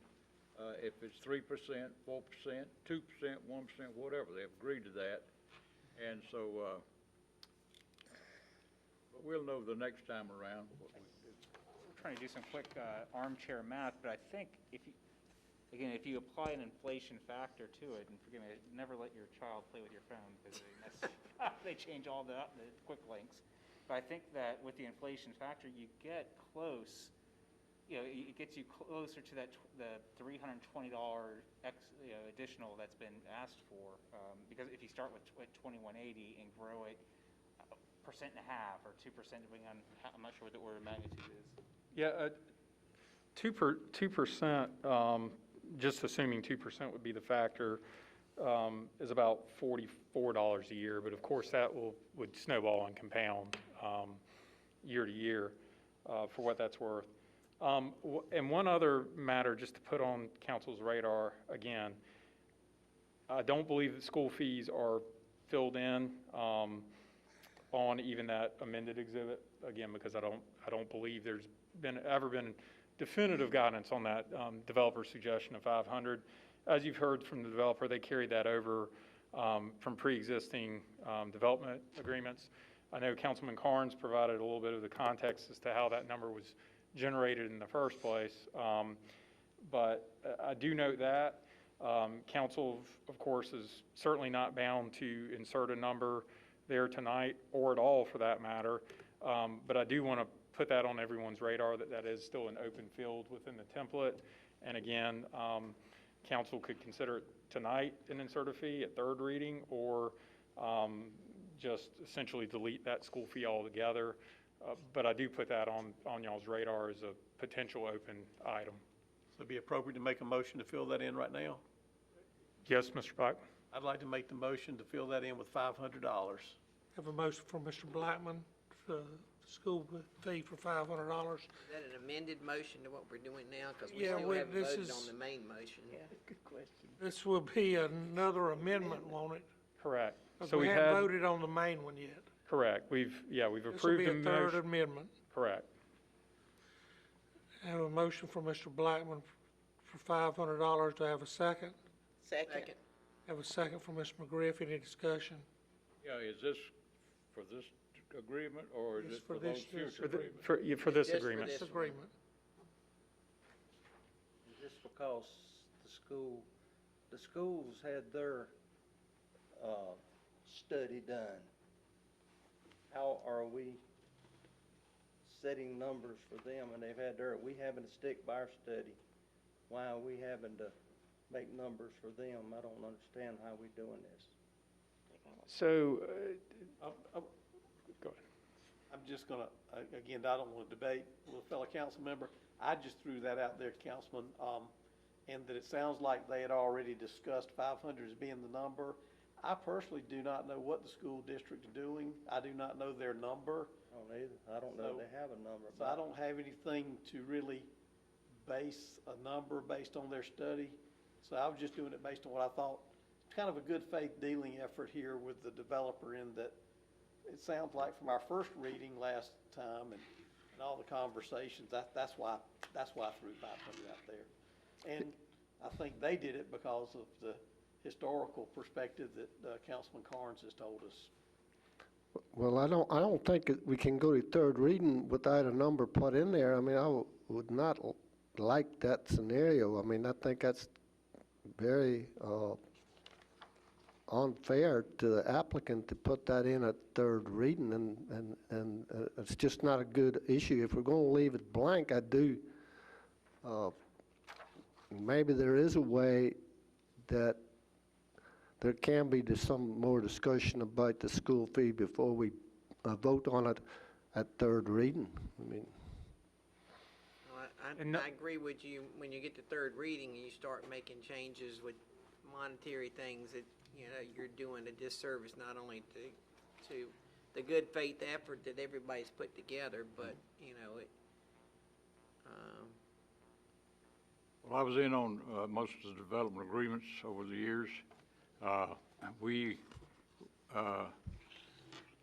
were not as organized as we probably should have been, but we knew the things that we had to have, because with the growth, it was almost devastating to our safety and program throughout the county, especially the north end. But now, if we could just arrive at a number, and that number is etched in stone, that is going to be the number from now on in development agreements. Plus the other things that are in, minor things that are in the development agreement. It would eliminate what we're going through here tonight. I think We used to say $4,000 and they didn't bat an eye. They said, yes, sir, we'll just send that right on to the buyer. But we're in a different time now. If I could just add one piece of perspective, and I don't discount the points you're making, Mr. Honeycutt. I would say, though, if you kind of go back to this slide that we've just had up and sort of in the background, the developer is doing things that are not necessarily monetarily reflected in that development agreement or in that rooftop fee. So for example, they're giving us 2 acres of land in a highly desirable location, and they're going to get it as close to pad ready as they can. There is costs with that, and so if you were to take that off the table and allow them to put lots on it, they might be more amenable to raising up the rooftop fee. Same thing, again, and we've talked about this a lot, but with the roundabout, I mean, without question, I think we all understand that the roundabout costs significantly more to build than the signalized intersection. And, if that were to be taken off the table, then there might be more, to have a higher rooftop fee. And so there are dollar amounts being invested in the community that aren't explicitly in the rooftop fee, but they're reflected in other elements. And so I just don't want that, I don't want that point to get lost in the discussion. I don't know exactly what the study was, but Mr. Willis probably knows, but for every 500 houses, you need 1.5 more deputies. You need 1.5 cars. You need a new ambulance crew. You can go on and on and on. The growth is something that is going to happen, but at the same time, so is expenses of running this county. And we got to have people out there that can do the job, and the county can't afford to pay for it by itself. I mean, that's a fact. We have gotten many, many things in the north end of this county from the development agreements. Many things. All right, we're discussing the $500 school fee right now. Any more comments on it?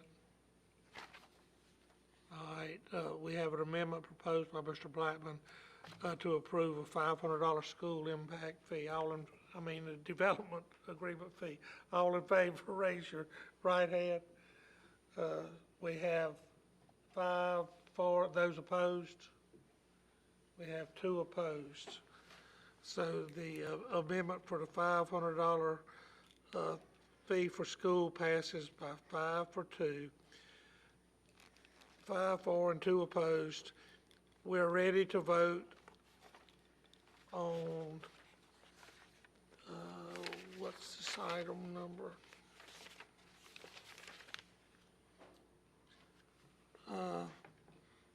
Ordinance. We're ready to vote on second reading of ordinance 2021-1703 as amended. All in favor, raise your right hand. Opposed? The second reading of ordinance 2021 passes by 6 for and 1 opposed. So let's move down to first reading of ordinance 2021-1716 regarding authorization for county council to quit claim title to real property within an unopened portion of Culp Lansford Road to adjacent landowners. Do I have a motion? Motion to approve. Second. A motion for Mr. Graham, a second from Mr. Carnes. Mr. Willis, Mr. DeBose. Mr. Chairman, members of council, you have in your package, also up on your screen, we had a request that came in from residents adjacent to an unopened portion of Culp Lansford Road. If you're not familiar with the area, Culp Street runs off of Lansford Road right before you get to Memorial Park Road. And when you get up to Culp Lansford Road, they couldn't come up with a new name, they just kind of merged the two. If you go to the right, which would be eastward off of Culp, that is a paved county road, been ours for a long time. If you go to the left, there's just a little jut out. It's platted, but it's never been opened. There's no record of it ever being a county road. We've been asked to quit claim it because we can't actually turn it over to somebody because we don't claim we own it. So would request approval for the quit claim. John, on legal points, you may have something to cover. Just for the record, we've made contact with all of the adjacent property owners that would be quitclaimed property. They would all be quitclaimed to the center line of the road as if it were being abandoned through judicial proceeding. But of course, because the county does not claim ownership, we're not going to go to the time and expense of a legal proceeding to abandon a road that we've never accepted. That said, they all understand that making any kind of vertical improvement within that area would be very risky, and the quitclaim deed basically says county does not claim ownership, it's up to you to deal with anyone else that does claim ownership, if anyone complains out there. Again, we've spoken to all the adjacent property owners. They all understand the drill, and in fact, have gotten some correction as to where they want deeds sent, et cetera, et cetera. So they've all been contacted and have no opposition to the quick claim of property to them. All right, thank you. Any discussion? I think we're ready to vote on first reading of ordinance 2021-1716. All in favor, raise your right hand. We have unanimous approval. Let's move down to first reading of ordinance 2021-1717 by title only regarding amending the Unified Development Ordinance regarding the minimum lot size for institutional district. Mr. Burhans.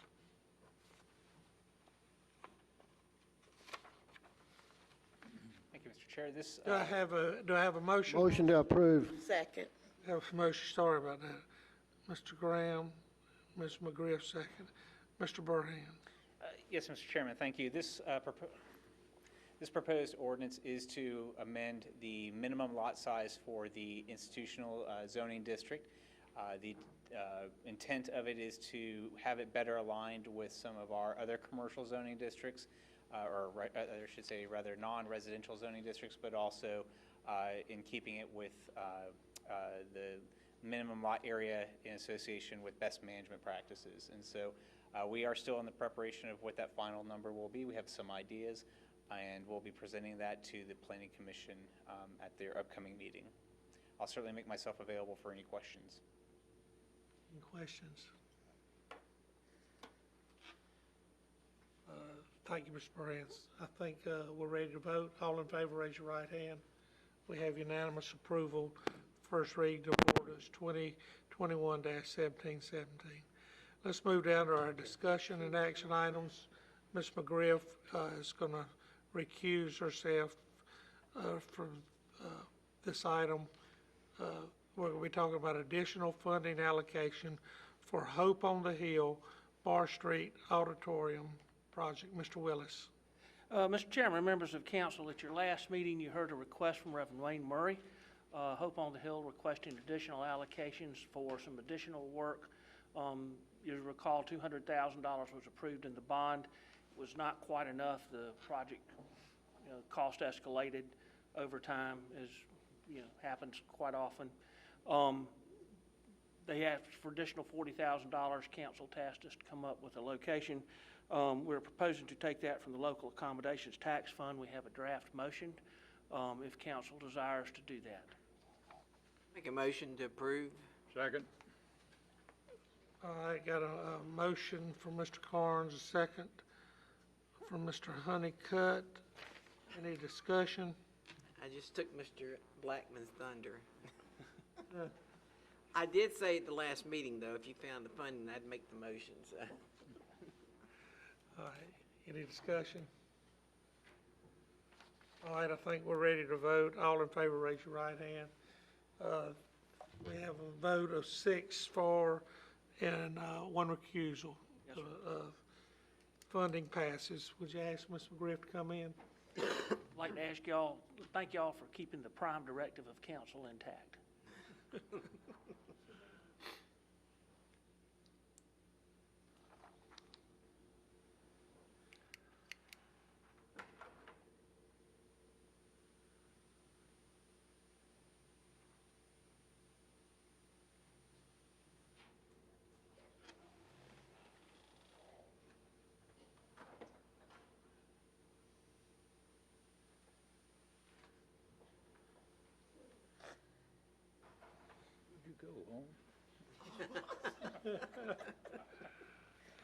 That's the shortest discussion we had all night. I told her we'd try to get her money next year. How sweet. All right, let's go down to 9B, discussion of bid for replacement of fire apparatus, engine 601. Mr. Willis, Mr. Blair. Mr. Chairman, members of the council, again, if you have any technical questions, I certainly would defer to the fire service. As we discussed at the committee of the whole, engine 601 assigned to the Elgin Fire Department was involved in a wreck, totaled out. we're to the point of we need to replace this vehicle. Basically, we're bringing, we did have one bid. I think we've covered that at the committee of the whole. Bringing it to you tonight, requesting authorization to replace the truck. There are two options. We need to know what option council may prefer to go with.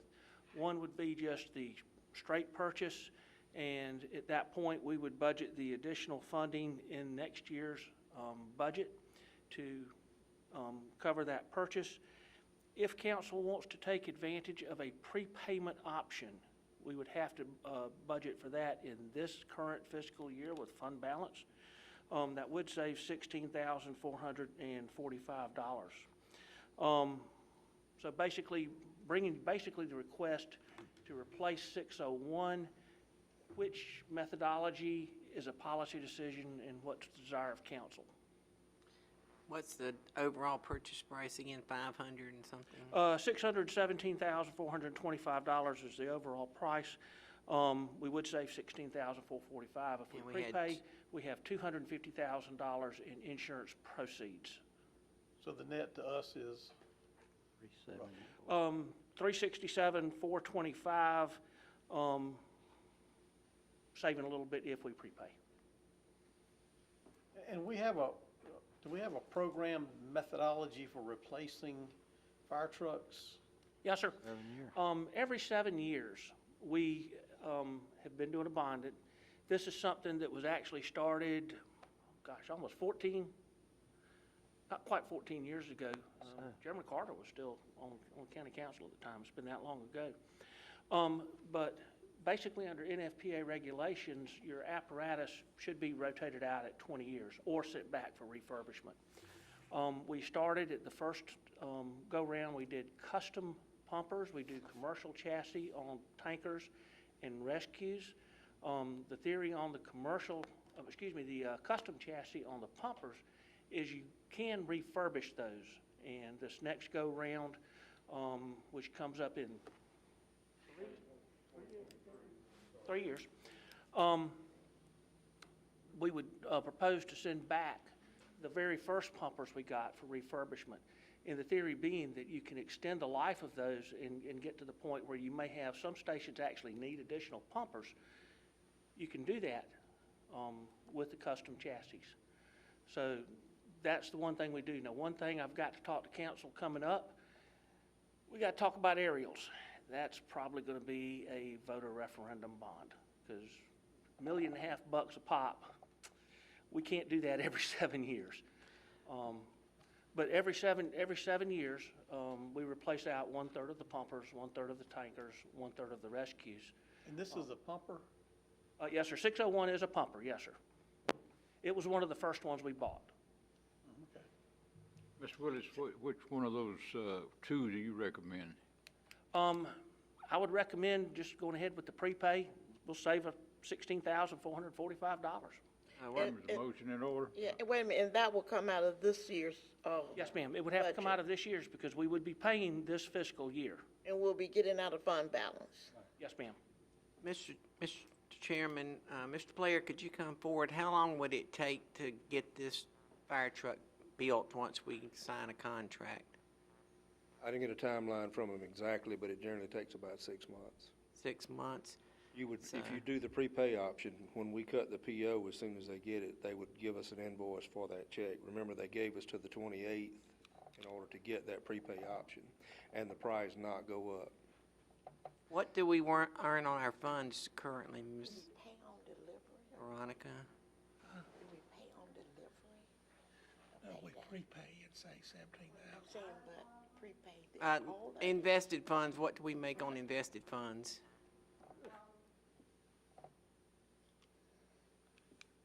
At the regular bank, less than 1%. At the state pool, maybe 2 to 3%.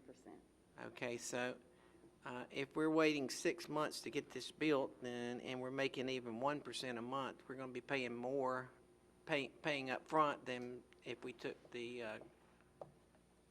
upfront credit. Repeat that, Brian. Say that If we again. paid upfront credit now, we could earn more on our money in 6 months than what the credit is. Do we pay up front or we pay on delivery? It would be up front, yes. So we've done that on both the bond payments that we did. We paid up front. Of course, because of the size of those purchases, we ended up, the first time I think we ended up with an engine basically free. Second time, it was like an engine and a half free. Now, remember, you've got 250,000 in insurance proceeds, so you're not. Yeah, you got basically 367,000 left. If you make 1% off of that, if my math's right, that's $3,670 times 6 months. No, Hey. no, no, See, no, that's an no, annualized. no, no, no. 2% annualized. Okay, So it's cheaper to take the discount. okay. It's cheaper taking a discount, yeah. All right, well then I'll make a motion that we purchase it with the discount. All right, we have a motion from Mr. Carnes to prepay, a second from Mr. Blackman. Any discussion? All in favor, raise your right hand. We have unanimous approval. Thank y'all. All right, let's go down to the discussion of the impact fees. Mr. Willis, Ms. Belk, and Mr. DeBose. Mr. Chairman, members of council, I'll turn this over to John and Kim for comments they may have. Basically wanted to let council know where we were.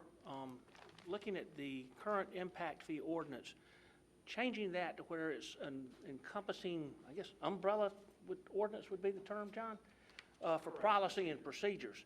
And then bringing to council 4 separate ordinances, one for each service area, Parks and Rec, Fire, EMS, law enforcement, that would encompass that particular area of service. Rationale on that being, if one of those gets challenged, the other 3 don't necessarily fall. The other thing, if something comes up and we need to change one, you only have to change one ordinance without opening the whole entire encompassing ordinance. So basically, at this point, we would propose just kind of halt where we are on the current ordinance. Let the others catch up. The other thing, and Kim probably needs to address this, is letting our capital improvement plan catch up. That will be at the next planning commission meeting. One of the things Ms. Sproul commented, you want to have your CIP and your impact fee ordinance running on a simultaneous track. And with that, John, Kim, turn it over to y'all.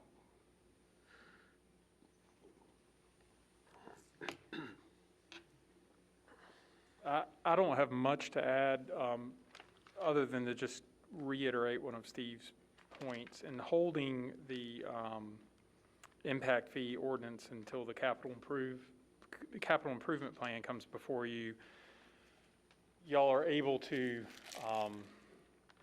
make amendments to either, because the 2 documents communicate. Having them disconnected, I know y'all have asked about the CIP during discussion and consideration of the impact fees, and not having it before you at the same time makes those conversations a little stilted and difficult. So there's that utility as well. That's really about all I have to say. Steve hit the points about separating the service ordinances as independent ordinances. It provides a great deal of flexibility, and it does help you out if any of them are challenged or the methodology behind any one is flawed and gets defeated. You still have your other ordinances as valid ordinances that survive. Kim? Our first meeting, we asked a lot of questions, and I don't think we've got any answers. I asked about what is the break-even point, because we have a lot of data in here. I've got no feedback. We want to know what the break-even point of a house was. I might be the only one that has some negative stuff on this, but this whole document is cost-based. I mean, it doesn't. What are the actual revenues projected for the next 10 years? How much is this actually costing us? It's one-sided. It's all cost-based. And, the $2,000 on a house isn't bad. The impact on some of this commercial stuff, I need to know what's the fee going to be on a 50,000 square foot grocery store? What's it gonna be on a restaurant? You know, I need that information. How much is it gonna be on an industrial building? How much are our building permit fees? What is the combined total? I need some stuff to look at. And I've got this article this week come from Bloomberg. Fed sounds alarm on commercial real estate, business bankruptcies. You know, we got a pandemic, we got Amazon that is completely shaking up the commercial stuff. We got office buildings up there now that everybody's working from home. What happens to them in 2 years? Are they completely vacant? I mean, I just have a lot of questions before I can vote on second reading. Couple of points. Kim is working on a document now. I don't know where we stand on distribution. I think it was one of the attachments on the communications. Friday communications. We did a comparison on building permit information for Lancaster County along with Fort Mill and York County. Admittedly, we're higher. One of the things that Kim noted, it's not exactly an apples to apples comparison. For example, our civil plan review fees are much lower than Fort Mill or York County. The other thing, looking at York County has utility fees. They're actually in the utility business. So to some extent, building permits are a little bit of a loss leader. If they can get you in, they got you on a monthly payment. Fort Mill's even more so because they got a business license. You know, they can really make building permits be a loss leader because, again, when they get you in, they've got you on utility fees and business licenses. So it's not exactly an apples to apples comparison. You've got to look at, the overall holistic picture. And this is just, I really would, I probably need to ask Colin to talk about this. This is just personal opinion. When we look at what does it cost on a house to provide overall services in Lancaster County, when the original study was done back in, I believe, 04, 05, Chaphurst was still here. They came up with a figure, and it was $1.23 in cost for every dollar that it generated. And with that number, you could kind of back into, when you get above a certain value of the house, you're kind of at a break-even point. And then the state legislature screwed everything up with Act 388, and houses don't pay school operating cost anymore. So trying to figure out what a house might actually cost, when you're looking at everything holistically, we're chasing a ghost number because they're not paying. I want to know, there's a hard number out there with the real estate income we take in, the number of housing units are in here, and all that, all you got to do is, I'm asking for the hard number. I mean, give me I'll get the tax revenue, and you can back into it based on the study. We're wanting to use the study, and now you're telling me that what's in here is not correct, but there is a break-even number. And now on the operating, the school is getting killed. I mean, we had a study with 2018, that one I picked up with Clemson University. Lancaster County should be good through 2025, but it's saying that the school board, 2021, they start going in the hole. And, I don't think the study's correct because the numbers are blown away even higher than what they're projected.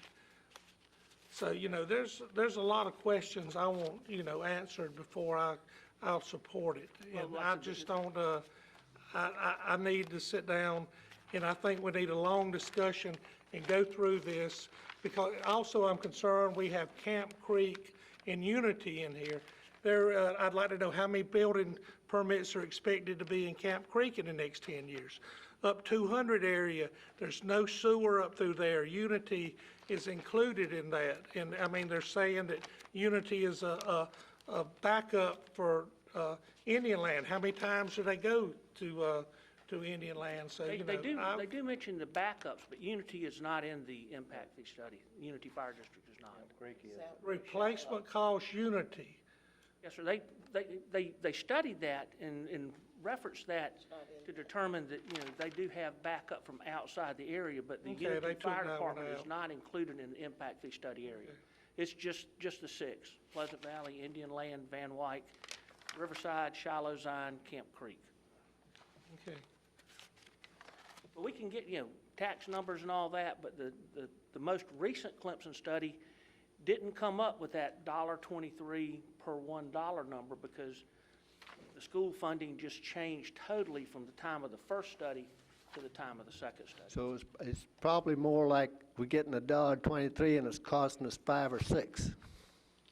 I don't know. I know what's going to happen. I mean, everybody knows what's going to happen. The schools are going to have to pass another bond. And you can talk about our taxes not going up, but these fees continually go up. Fire fees, stormwater fees, school bond fees, referendum fees. You're talking about a referendum bond already for the fire trucks. So there is an increase to the taxpayer on their tax bill. Mr. Chairman, I can't for the life of me support charging impact fee for a business or a company coming into Lancaster County. I believe if we do that, we're going to destroy the progress that's been made for the last while. I don't believe they'll come here if we throw a big impact fee on them. I believe if we have industry that's told you're going to have to pay a certain amount as an impact fee, we're going to kill that deal. I think we're looking at this thing wrong. I'll support developments for houses, but I can't support commercial at all. You know, Unfortunately, state law says it's all or none. Well, it's tough because your restaurant, we're getting big hospitality fees, we're getting big sales tax. So all that's got to be figured in here too. And there's no projections on what all this is going to bring in. So, you know, I understand the expense side, but I wish I had a revenue side I could look at. And the only thing I can tell you is, you know, for the industrial, you know, council does have some options. For example, you could increase the SSRC in the first year to offset. Can't do that on the commercial side. With no Fort Mill, they can cut some slack on a business license and say, we'll kind of offset it that way. Well, we don't have a business license. I can't cut something that doesn't exist. So. I thought we had some good conversations last time talking about ways that we could assist with commercial and industrial businesses, basically using SSRCs to help take the sting out of it, or looking at adjusting building permit fees to do the same thing. I mean, we do have options that we can look at. Well, I think if we've got those options, we need to look at them and decide on how we're gonna compensate commercial. If we got options for industry, and we're gonna do a house, impact fee for rooftops, we've gotta find a way to relieve some of those commercial, businesses. Otherwise, they're gonna stop or slow down. I thought Mr. Gilbert had some suggestions along those lines at the last meeting. He did, and we talked about them. All right, well, give me all that information, I'd appreciate it. Anything else? Follow up on construction of detention center and magistrates court, Mr. Willis, Mr. DeBose.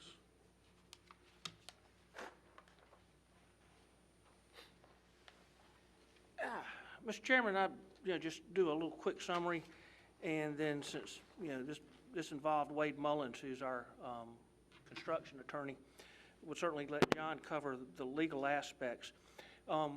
We convened a Zoom meeting that had Sheriff Barry Fail and Chief Magistrate Katisha Ingram on to discuss with Mr. Mullins, what they were facing. As you heard during Mr. Mullins' presentation, time is obviously one of the considerations that they have to look at. Sheriff indicated that, not like last time when we had a jail fire, but the Department of Corrections, Mr. Blake Taylor is a nice person, local Lancaster resident, but he's pretty well let it be known, he's at the end of his rope dealing with us on our detention center. They want that thing built the day before yesterday. Obviously, that's not gonna happen, but, the sheriff did indicate, we have years and years of deficiency reports from the Department of Corrections, and so time was a consideration for him. Not necessarily so much for Chief Magistrate Ingram. A lot of theirs was efficiencies, noted that having to go out to the detention center 4 times a day for all the judges to conduct the hearings and everything. So a lot of that was efficiencies with hers. Would note, and I'll just summarize and then turn it over to John. Mr. Mullins indicated that, based on what he heard, he would recommend construction manager at risk. He definitely concurred with council. We need an owner's representative. And plan would be he would draft the meat of an RFQ that our procurement folks would in turn publish. We do SCIBO and all the various trade publications to get the owner's representative on. That would be the key component of before we start looking at architects and general contractors, and even to site selection, is getting that owner's representative on. Proposing that we have a review board of, for the owner's representative RFQ submittals, and involving the stakeholders. That would be Sheriff Fail, Chief Magistrate Ingram, Chairman Harper, Vice Chairman Carnes, and our CFO, Ms. Veronica Thompson.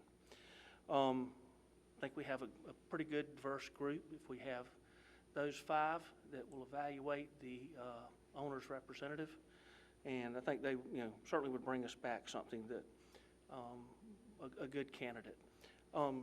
John, any comments from the legal compact part with Wade? No, I don't really have any comments on the construction law side at all. All right, any questions, any comments? I've got some comments. Number one is, I think you're making a big mistake if you go with construction manager at risk. I think y'all are talking about such a time-sensitive thing as the prison when, before I even got on council, y'all were talking about this, and nobody even got a site selection committee going at that point in time. If we were in such a hurry, those kind of things would have been done. Now, we've come here to the last minute, now we claim we're in a hurry again. If you go design, bid, build, you have 3 components. The owner's rep, a designer, and a contractor. If you go construction management at risk, you're bringing these 2 together. So like the 3 forms of government, you've got some balance, hopefully.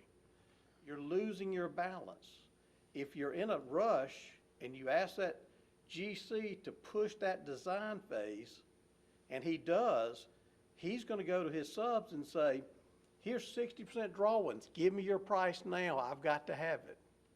If I'm a sub and I still don't know that other 40%, although I have a good idea, I'm still going to trump up my bid higher to cover the unforeseen 40% that's coming to me.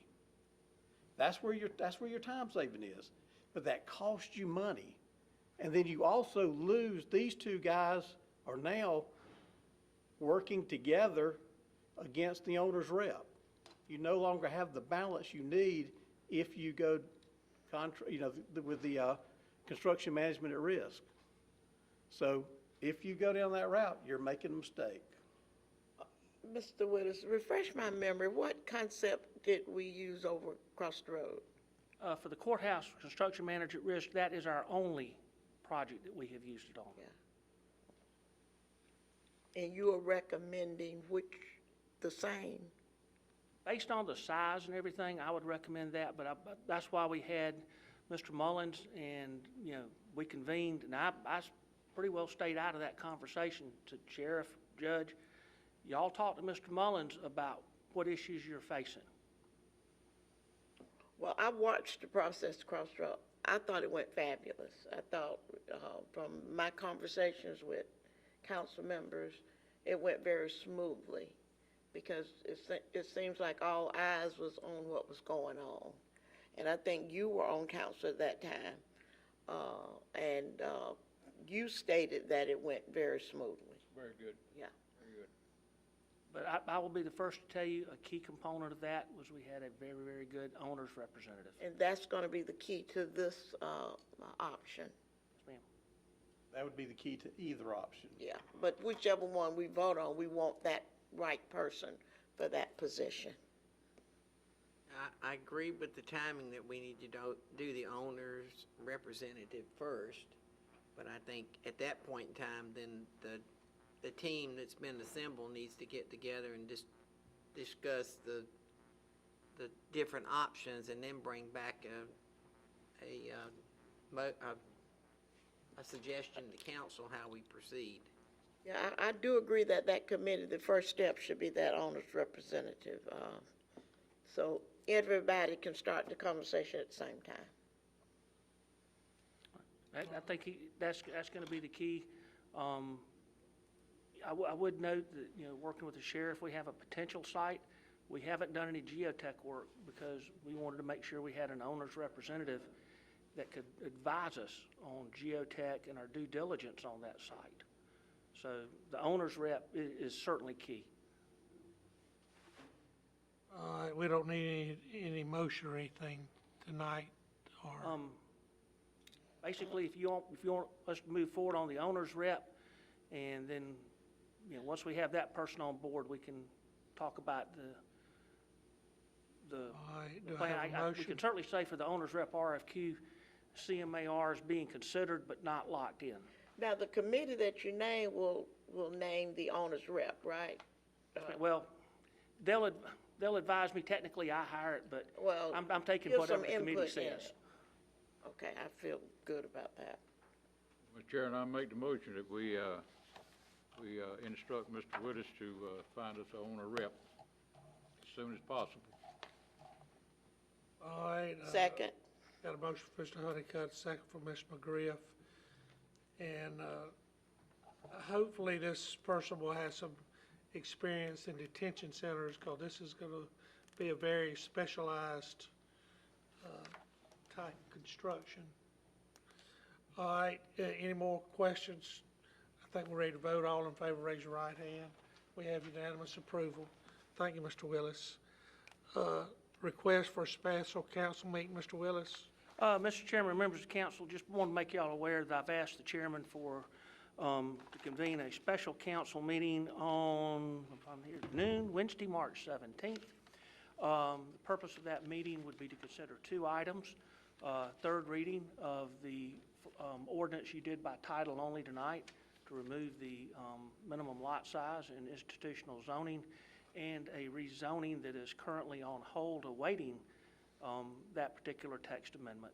The chairman has the authority to convene the meeting, but just want to make sure council is aware of that.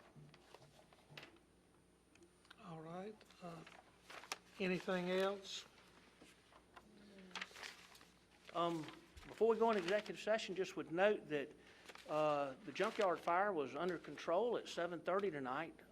We did have one firefighter that was transported, but doing okay. I think we had at least one, maybe more, that were treated on Where's scene. that, Steve? They did a heck of a good job. Where was the fire?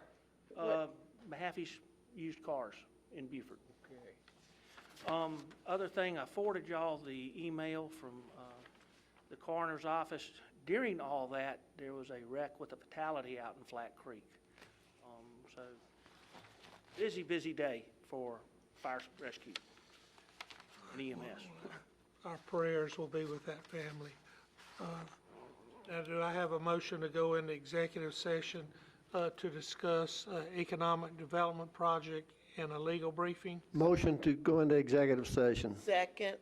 Have a motion from Mr. Graham, second from Mr. McGriff. All in favor, raise your right hand. We have unanimous approval. We are now in executive session.